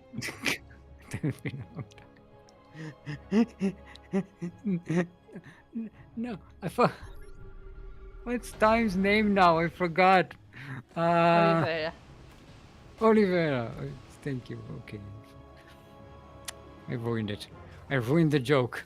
'Cause Yeah, we could have just kept going for the rest of the cast. yeah, but I wanted to do it I'm- by referring to. I was trying to layer in the jokes, but I forgot his name.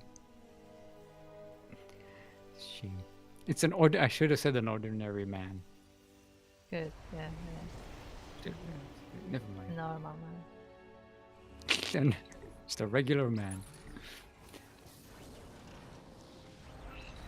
What's this? Alright, Beast not Brutus quite army? poking in here. Yeah, but he has to be careful because he may get outmaneuvered, but it looks like he's able to catch a tank and a Viking instead.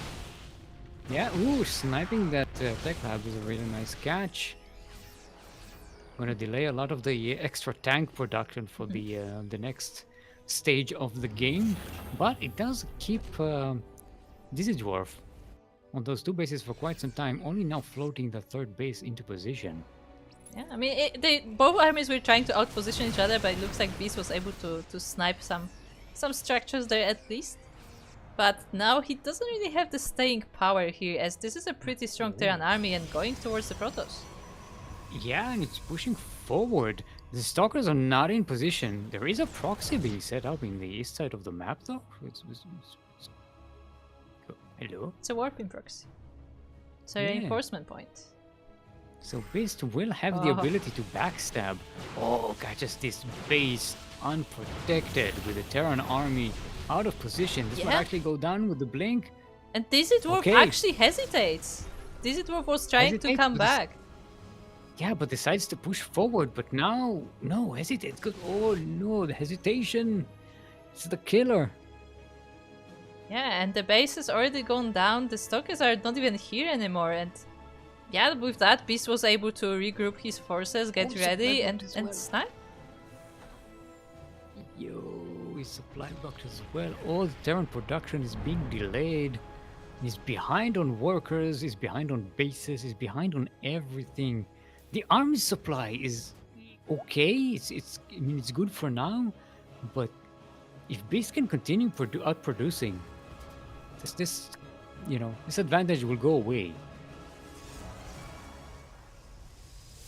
Now there's a Ghost Academy on the way. It's about to finish. So Ghost will join the Terran army. They're not going to be ready for this push, though. Yeah, I mean, We there's a don't have nice any setup. storms, right? I don't think we do. No, we don't have a storm. Yeah, no. Yeah, so not a Just lot of medivac. payload on the Protoss army. Snipe. Nice snipe, that medivac. There's one disruptor and two colossi. Terran army kites back. Ooh, takes on his own zealots.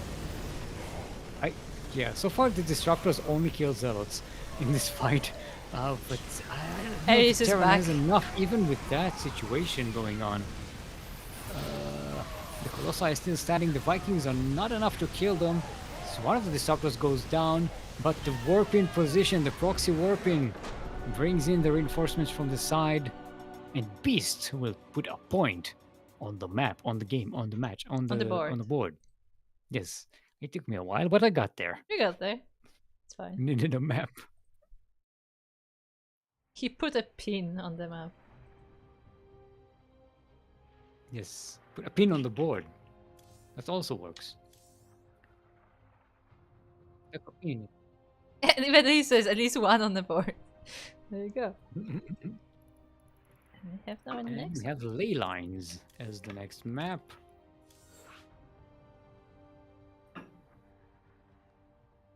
Hold on, I'm just drinking my tea here. Gotta keep that voice smooth. I've actually not been keeping up with the maps that we've been selecting, which is a bit of a problem. What we got? El Dorado. We got Ochalo. Abyssal Reef. Yes, Abyssal Reef. Thank you. I was trying to help, but then I remembered I'm not in the game, so I can't scroll up. I was trying to. I clicked on the on the thing. It's not working. Yeah, fun fact. Steven is actually watching my share screen to avoid any crashes. So far, no crashes, and it's been stable. I think this is a worthwhile solution. At least until I get this computer up and running. See, it's not just that setting up the computer. I have to set up all my screens differently. It's, all my monitors have to be. It's gonna be a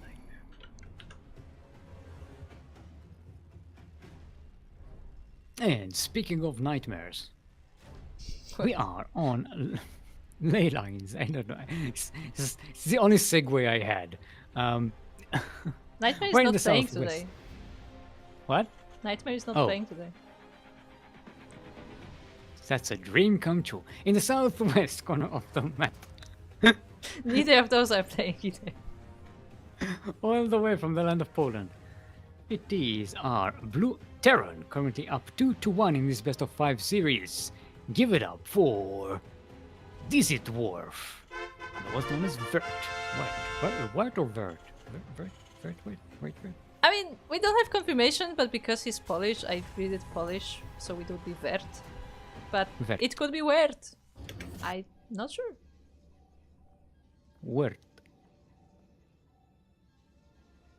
Meanwhile, across the map we have our Red Protoss player from Austria. It is Beast.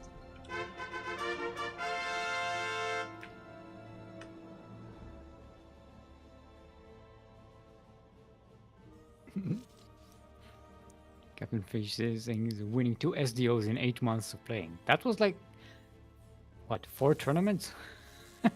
No. I mean, we had a break. We did have a break, so. But yeah, we have one SDO, man. It's okay, Captain Fish, you're still the favorite.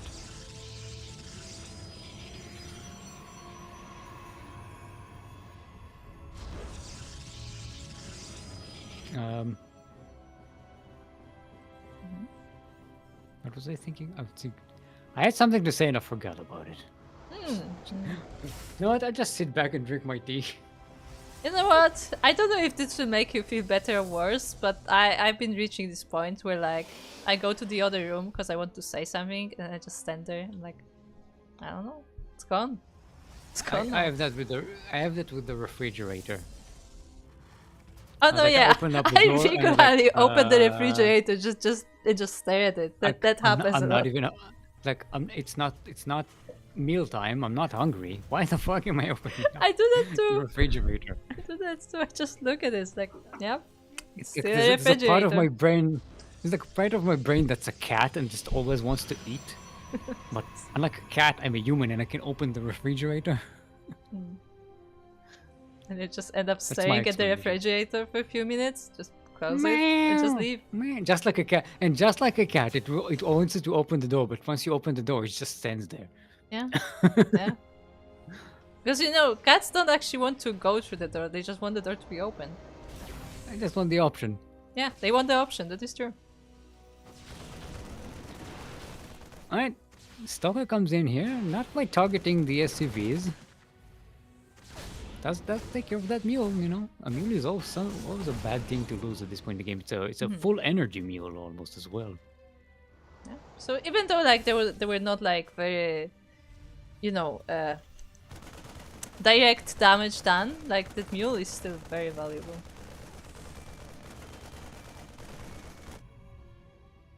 Yep. Yeah, apparently Yep. Wert is worth in German. Yes. It's a value. Yeah. You should just call him Disidvert. This is where we mix the two names and it's easier, right? Captain Fish is saying no though, so maybe we are all incorrect. Well, he didn't say 9, so I don't know if he's qualified. Okay, I know what it means. What did you stop saying? No, nothing. I didn't do anything. What did you not say? I didn't say it, so Okay. I am well aware of what he means. You say it! What did you say? I'm not saying anything. I'm not. I'm Krupp, you will never break me.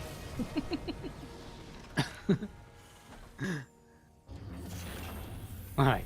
Speaking of things that are not broken, Blink is finished. Charge is And on the Beast way. is moving out on the map with some stalkers to get some harassment done. We have an observer, so we can blink on top of the main base there. I Get mean, blanked we on. could, but I feel like Disidwarf is prepared for that this time. Yeah. Also prepared in the natural, so it's gonna be hard, I think, to get some value out of this. Sending the observer first to see what's what. Ooh! We have a recovery of the bunker. I think Beast might be trying to snipe Steam here, but... Yeah, but no. unfortunately loses the observer, so can no longer blink into the base because does not have the vision. Yeah. I mean, not that he could, not that he should have, because there was a lot of Marines hiding behind that tech lab, waiting for an ambush. Yeah, Disidwarf was fully prepared for this. He has tank siege here, he has tank siege in the natural, he has marines on both sides, and yeah, there's no damage happening here. But Beast responding pretty well for this Terran bunkering by getting a third base, getting Storm, getting his upgrades up, and yeah, building up towards the next fight. While Disidwarf is still on 2 bases. There's no third command center, right? I think he just started one. Yeah, started one in the main base. Oh, well, okay, it's in the orbital. Okay, so it's not going to be a 2 base all in here. I mean, the natural is still pretty wide open, but the tank is like all the way close to the ramp. But it's not the most convenient area of attack. Yeah, this is a base that's going to be difficult to attack into with this amount of stalkers. The time just sneaking around here. Yeah, he was just very carefully going on the very edge of the cliff. And yeah, we're able to take some shots on the stalkers. I want to see the tank driver as it's driving on that cliff, on the edge of it, and it's like, "Yeah, don't fall." Just don't tilt the tank, you know, all the balance on one side. Everyone is just leaning to the other side. All right, Medivac goes out to harass. Beast should have something at home to defend against this. Yeah, I mean, there's nothing in the natural though. Like, there's shield batteries, so there will be some time to reinforce, but there are no actual units left in the bases. Everything is at the third or, you know, across the map. Oh, okay. Captain Fish is saying that he was. Oh, okay. Captain Fish does not want to be called the favorite. Yeah, that was a meme Got that it. started because I once called Captain Fish the favorite in MSO, even though like it was more of an SDO thing than MSO. Look, my memory is very good. It just stuck. Look, it still worked. That's what memes do. You don't have to remember them. They come back on their own. Alright, the drop comes in for... this is rough. 2 Marines just stay in the medevac. Just lazy. They're going to get some probes here. And yeah, they have to come back. The attack on the Terran base is up and running. There's plenty of storm in this army. And there's not much to defend against them. You just have to kind of split and hope for the best. Oh, the storm... Ooh, actually, the ghosts do take care of the High Templars. With the EMPs. Yeah, there are no Colossus in this army. I guess they must have been sniped already if there were any to begin with. And this army is not enough to stand against the Terran. Yeah, but the Terran does lose a lot of SCVs here. Yes. Gonna be on the back foot economically. And the Protoss looks like is going to expand into a 4th base while this is going on.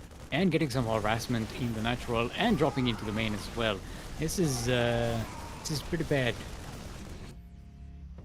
Yeah, no mining whatsoever happening in the 3rd base. No mine.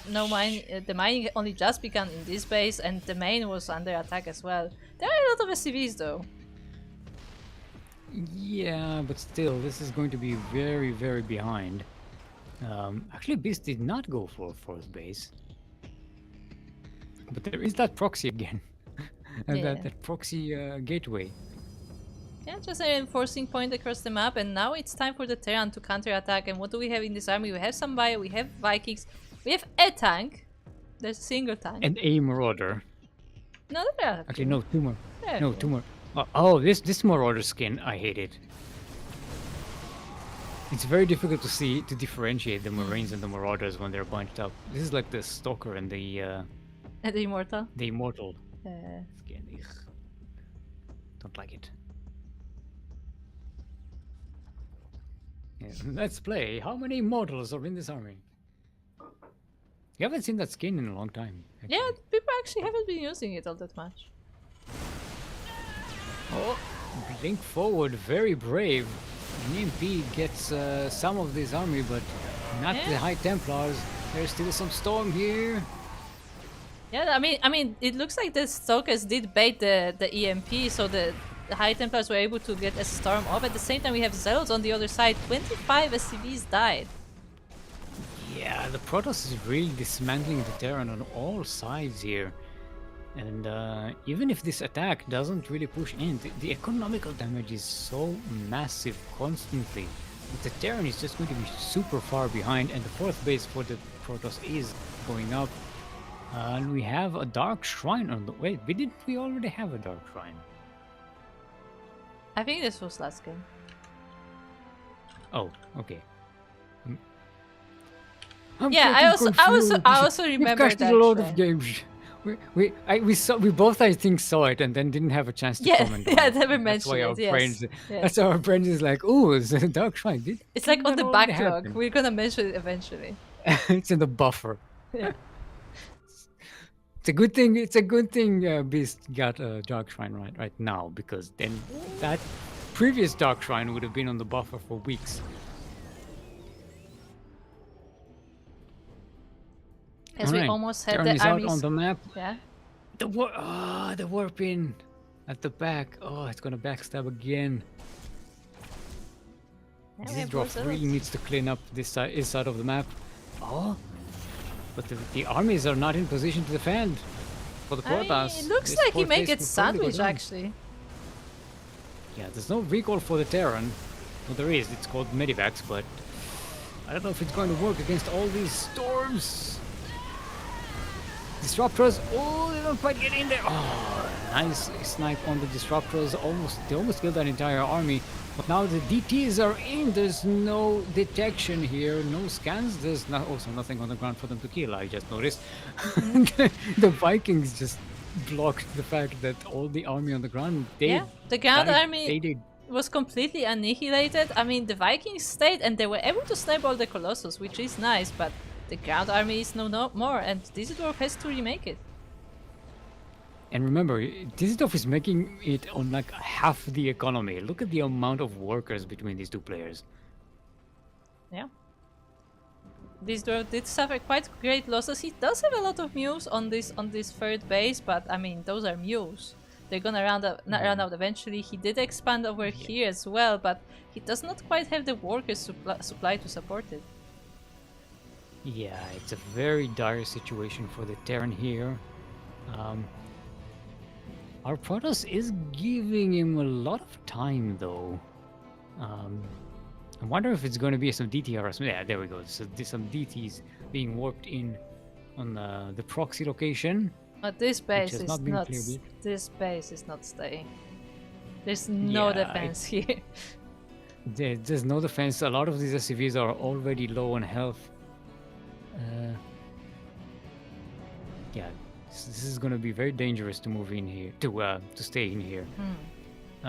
Base is moving with the army, trying to go into that fourth base location of the Terran. Was that a scan for the EDTs, or? Maybe an observer. Yeah, the Terran army moves out. The Protoss is coming in, multi-pronged from both sides for the double backstab. Ooh, the Terran army is coming back, but it is too far away. Yeah, SCVs are falling on one side, the base is falling on the other, and the Zealots are not stopping there. They are now aiming for the main base. There is a Liberator here to help, but I don't think Zealots care about it that much. Yeah. I was saying it's not killing the DT, but the DT is just standing there. It's not even hitting anything, so it doesn't matter. Like the one Liberator trying to fight off the entire Protoss army. Yeah, 24 SCVs dead. Nice EMP though. Yeah, very good EMP actually. Is it going to be enough? There's not a lot of Terran on the ground. I mean, the Protoss army is also suffering losses, but with the Zealot reinforcements, this looks like overpowering force here. The Zealots from the main base are coming up as well, and with that, Beast will be able to tie up this series 2-2. Yes, to have a sideways 2-2 for the final. That is what we call a ace match. Nice final there. I don't know what that was, in case you heard it. I don't know. No. No, it was some car drove down the street with like a I don't know if it was a radio or like a megaphone or something. Oh, and they were shouting nonsense. Oh, that's fun. Yeah, I don't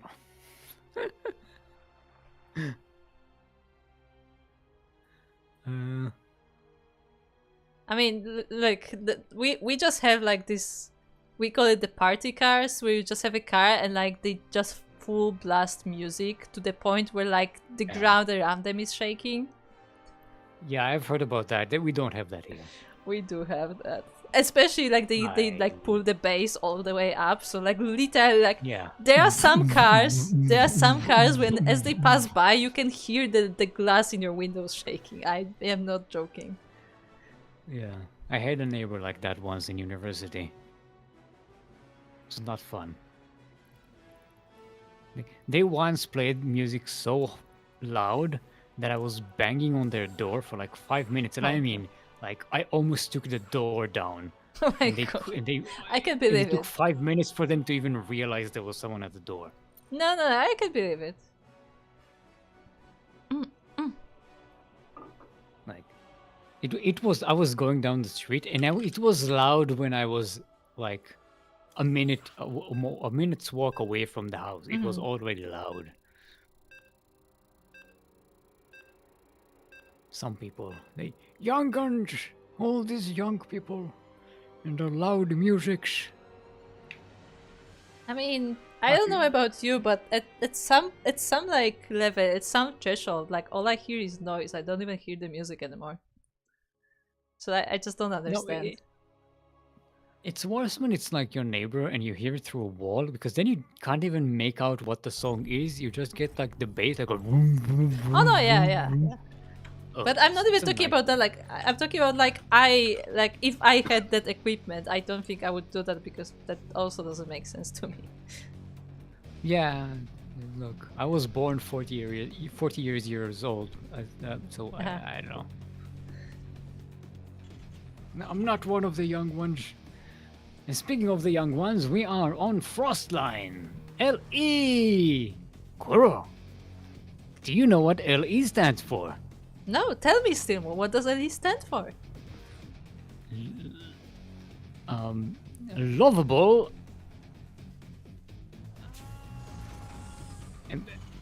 Embankment. Lovable embankment. That's when you make a map with an embankment. And it looks pretty. What is an embankment? And you love it. It's like a cliff of ground or something like that. Like a riverbank, but without the river. Ah. Yeah, For those who don't know, Still actually knows his architecture. It's like I'm a landscape features. architect. It's my job. Yeah, literally. In the southwest corner of the map. Sideways 2 and 2 in this final A smash of today's Master Swan Open, the number 90. All the way from the land of Poland. Give it up for our blue Terran. It is Dizzy Dwarf.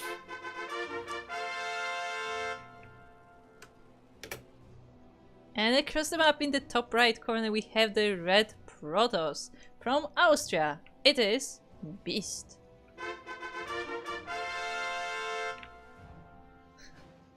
If the fish, if you're gonna make food, then share with the chat, okay? We are also hungry. You have to share with everybody. You can't make everyone hungry all the time and then not share. Yeah, we have to make enough for the entire chat. Yes, you have to make enough for the entire chat. What could go wrong? And then you can fax it to everyone. And not just the Twitch chat. We have the YouTube chat. We have the TikTok chat. We have what else do we have? We have Kik. Kik chat, yes. Facebook. We have a Facebook chat as well. Yeah, they don't need to eat. It's fine. Oh my god. Wow. Okay. the Instagram chat is in a diet, so it's fine. But we don't have Instagram actually. We don't stream on Instagram yet. Do they even have chat? They have streaming. They have streaming. They recently introduced streaming. Oh, why? It's on Instagram and on Facebook. Look, don't ask me. I do not know. I do not understand. I have long ago stopped understanding all those services. SMH my hedge. All them young people and their applications. Yes, that's right, I call them applications because that's what we used to call them back in my day. Actually, we used to call them programs because they were on the computer. Yeah. I'm just reminded of that meme when somebody's like looking for a C drive and where can I find that app? The C drive. It kills my spine. It hurts. It's pain. Yes, we have more stalkers coming in here from Beast, deciding to be on the offensive this game. Yes. Nice harassment there. Then maybe catch a few Marines there before the medevac comes out and they can get healed up. I say, so Steel is an IRL map maker. Yes, I am an IRL map maker. Yeah, no, that is pretty accurate. I have literally played SimCity for real. Yeah, it was not as fun as the game. It was a lot more boring. There were meetings and emails and permits. Now, talking about things that hurt my spine. I feel like every office worker shares the pain. It's not just that. It's municipal bureaucracy. True. That's also a thing. Yeah, it's a thing. It's a thing on its own. Ugh. Getting flashbacks now.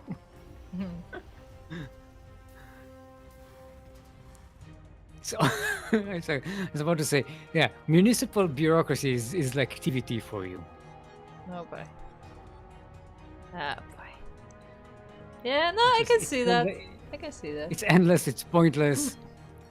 You've got the point, but it's still going on. At some point you just wish they just roll a die and decide Yeah, that, and then they you just know. stand in front of each other and just like wait for something to happen. Yeah, there's a lot of posturing in municipal bureaucracy, where instead of getting anything done, everyone's just standing around and waiting for the other one to move and do something. And they would like, and you're in the middle, just do something! You bureaucrats! Makes sense. Yep. Alright, so Beast is moving out across the map. It's a whole bunch of Charlottes and a sentry. No Blink Stalkers. It's a bit of a variation. There's going to be a drop into the main base of Vert as well. Let's see how our Terran is managing to withstand this multi-prong attack. Yeah, I feel like Beast is trying to do what went so well for him in the previous game, where he tries to pull apart the Terran with the constant waves of Zealots on both sides. So we have the first one in the main base, and Disidor is trying to evacuate, but at the same time he's being attacked in the natural. Yeah, there's a shield, Guardian shield, but it's not even with the Zealots right now. No. They're just jumping on it. This is a mosh pit. Most of the Zealots aren't even attacking, they're just standing their ground on the ramp, preventing the Terran army from moving. It is going to get cleaned out, but they did a lot of damage, and there's another warping wave of charge lots. Yeah, It's I going mean, to do some damage.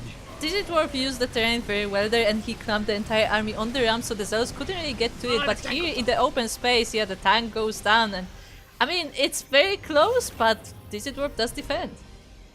Yeah, and he does have to evacuate that third base in case it continuously gets harassed. He doesn't have the units to defend that position right now, and that gives Beast a lot of time to set up the next stage of the game. We have Archons.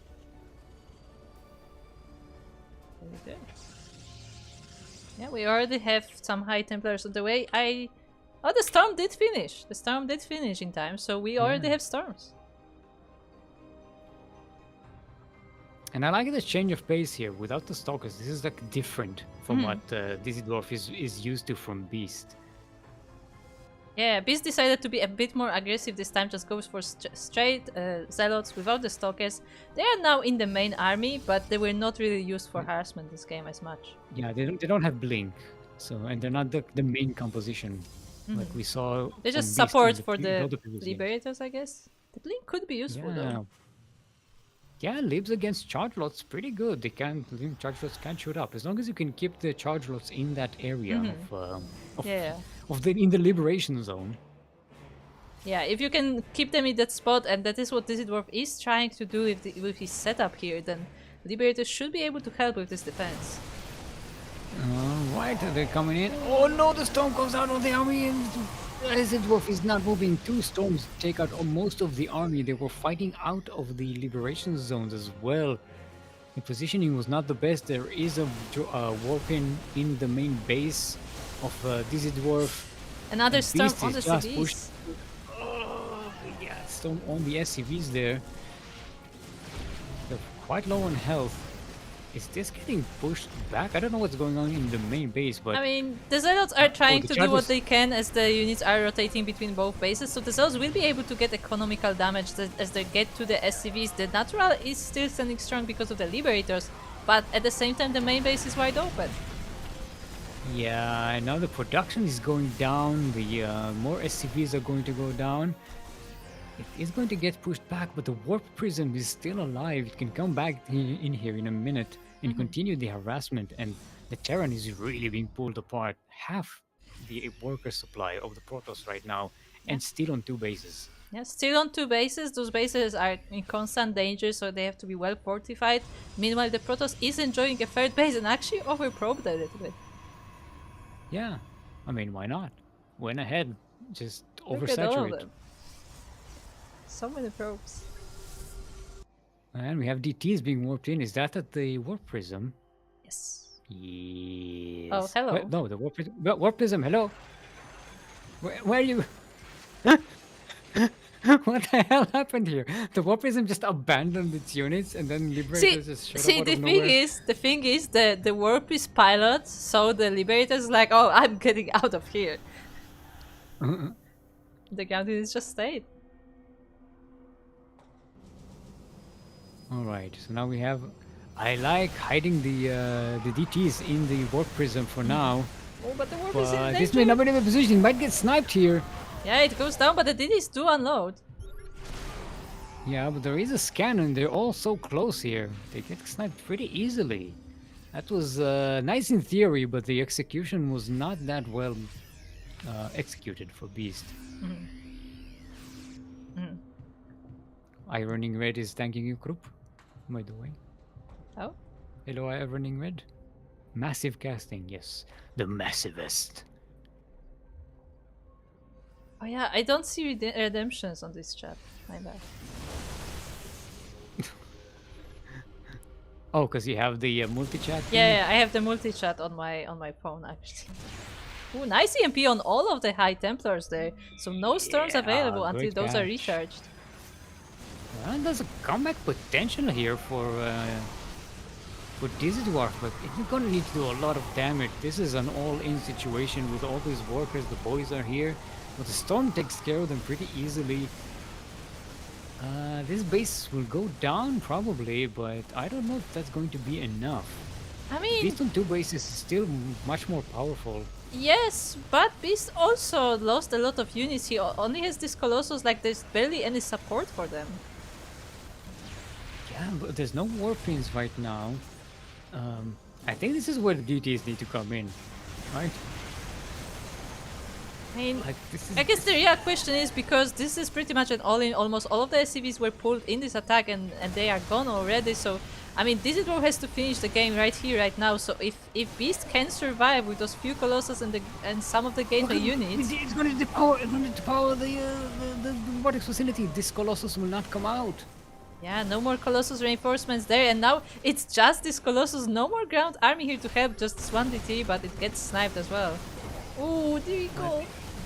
Isidorf really needs to do a lot of damage really fast because he really doesn't have the economy to recover. But Beast has the economy but no army right now, so this needs to be some game-ending damage right now by Dizidorf. Otherwise, Beast will be able to recover. Yeah, but he lost the last of the Colossus as he tried to recall them across the liberation zones, but they were actually sniped by the Bio army. Beast is trying to set up a defense in the main base, but with the Liberators and no blink on the Stalkers still, that will be quite difficult.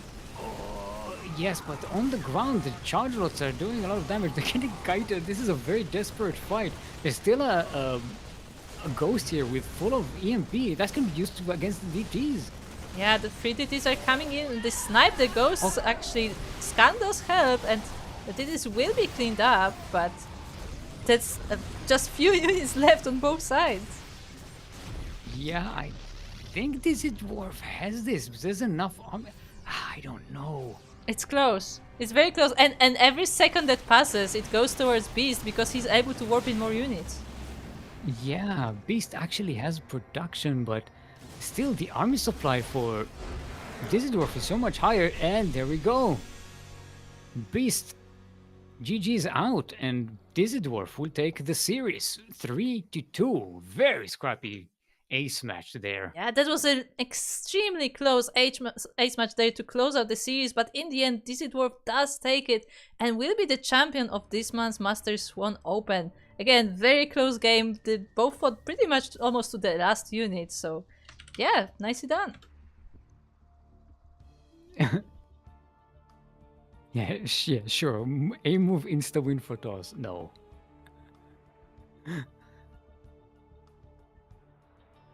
Beast is saying I should not have left. I see. Well, it was very close.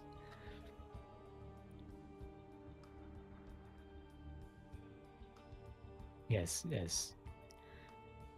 There was. I mean, Beast could have maybe recovered, but yeah, it's all that Dizidorf really needed to do was go into the third base location and destroy that third base, and there was nothing to defend there.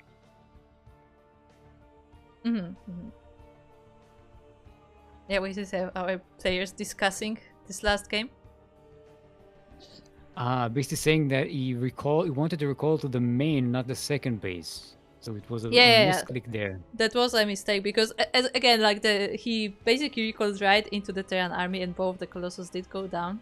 Those were the last Colossus, as the third one was still stuck in that unpowered robo. And yeah, very nicely done. Yeah, very fun. I like it. We got an ace match. It was a very close game. Very close match. We've got action. Yeah, we need to forget all you players to sign up on Matcherino. Yes. So you can get your paydays and your raffle tickets, your raffle winnings. Oh no! This is where you say, "I'll now check what things Kuro said about me." Oh no! What bad things Kuro said about me? Oh no! No, nothing bad. It was fantastic. That was a great series, great players we saw here today. No, nothing bad. All good. Yeah, that was so good. And I like how close that last game was as well, because it was like the two games, like there was already like a 2-0, a match point, but no, like Beast brought it back and we got all the way to game 5, and then the last game, the game 5 between these two players, was actually incredibly close. Like it was up to the last unit, and I mean, yeah, it wasn't exactly clear who got it who would get it in the end until like the very end of the series. Yeah, but this is what we call a nail biter. When you're like,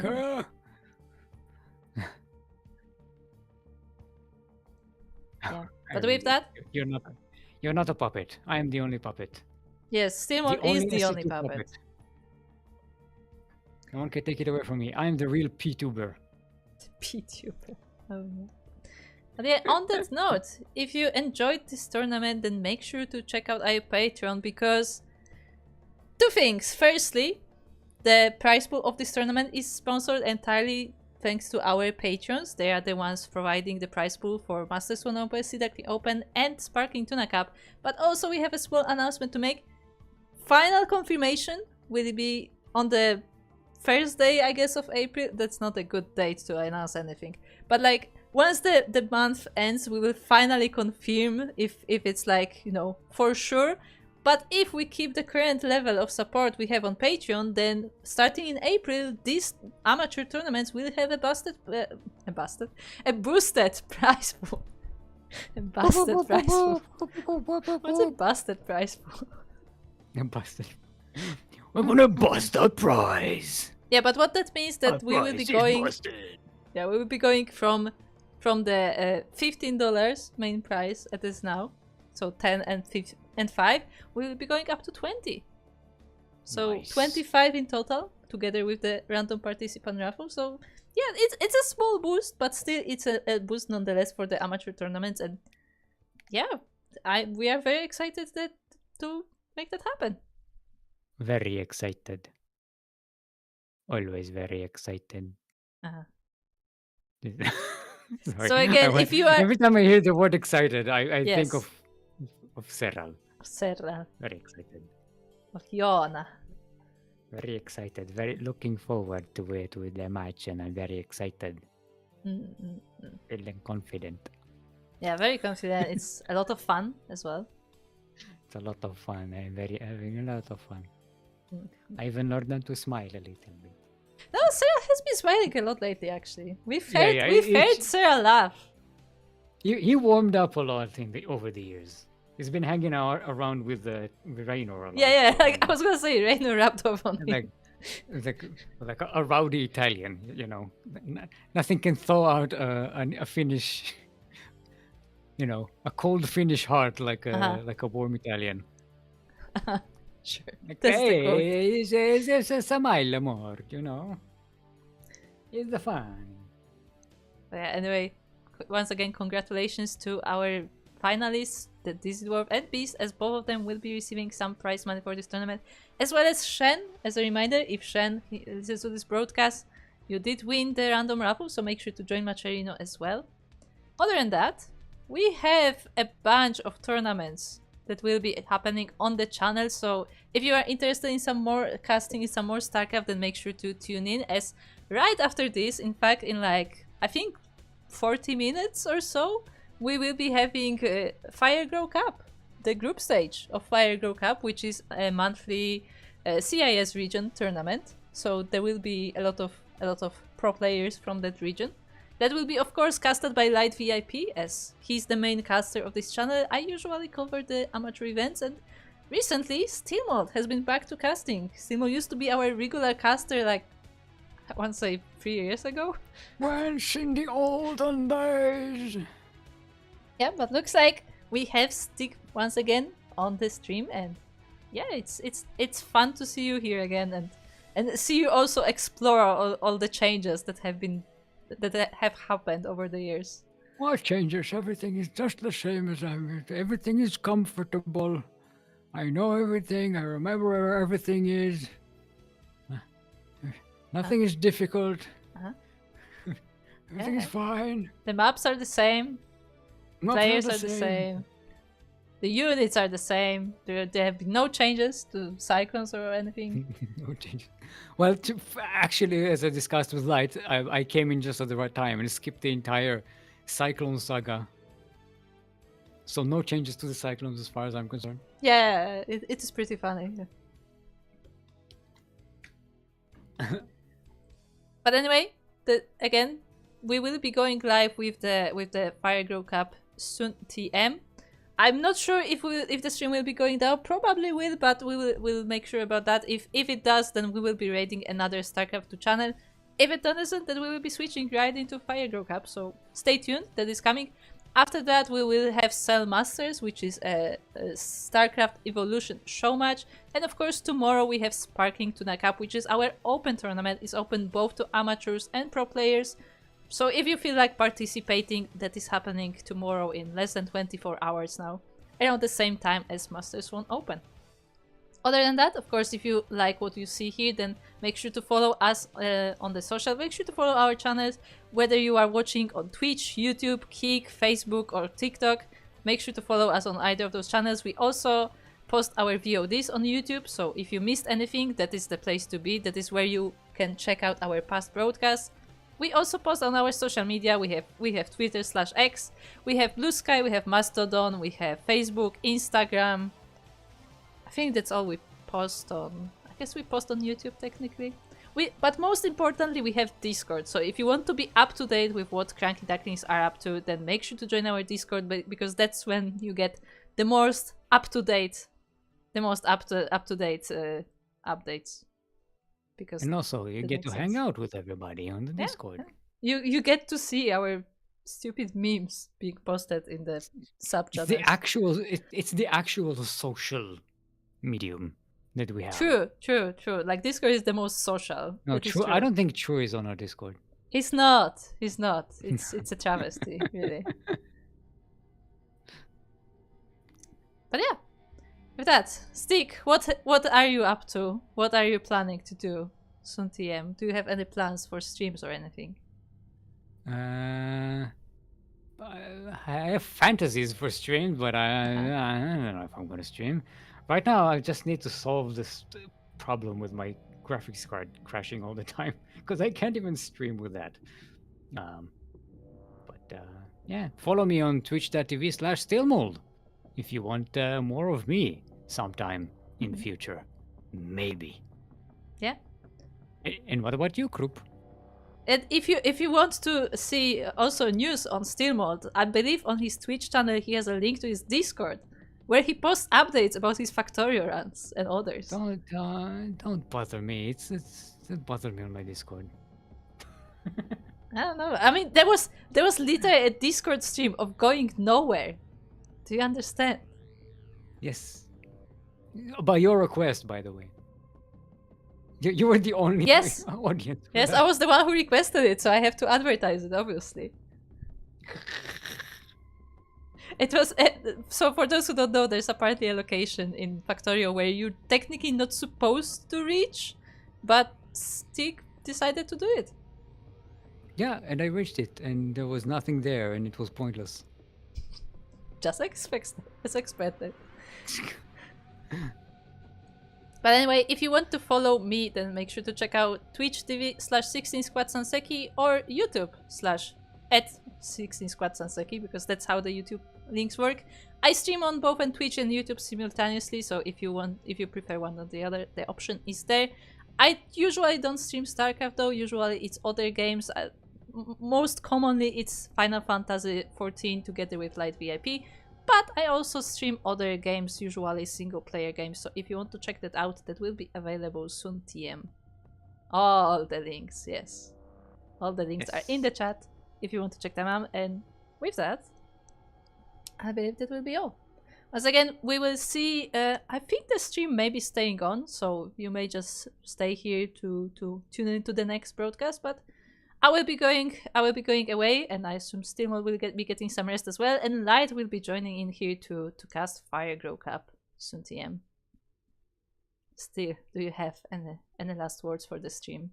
Do you want to say anything about that photo? About the what? About that photo on your person. What photo? That great selfie that you took. It's fine. I think I look good nowadays. Yeah, it's pretty good. You felt cute, right? Yeah. Couldn't do a duck face, but I did a lip bite, so you know.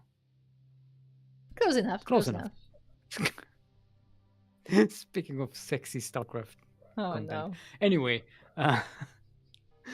we can live. I can live with the ASMR. We do Hydrodisc ASMR. Yeah, we haven't done it for a while. Yay! Goodbye, everyone. Thank you for watching. Bye. See you soon.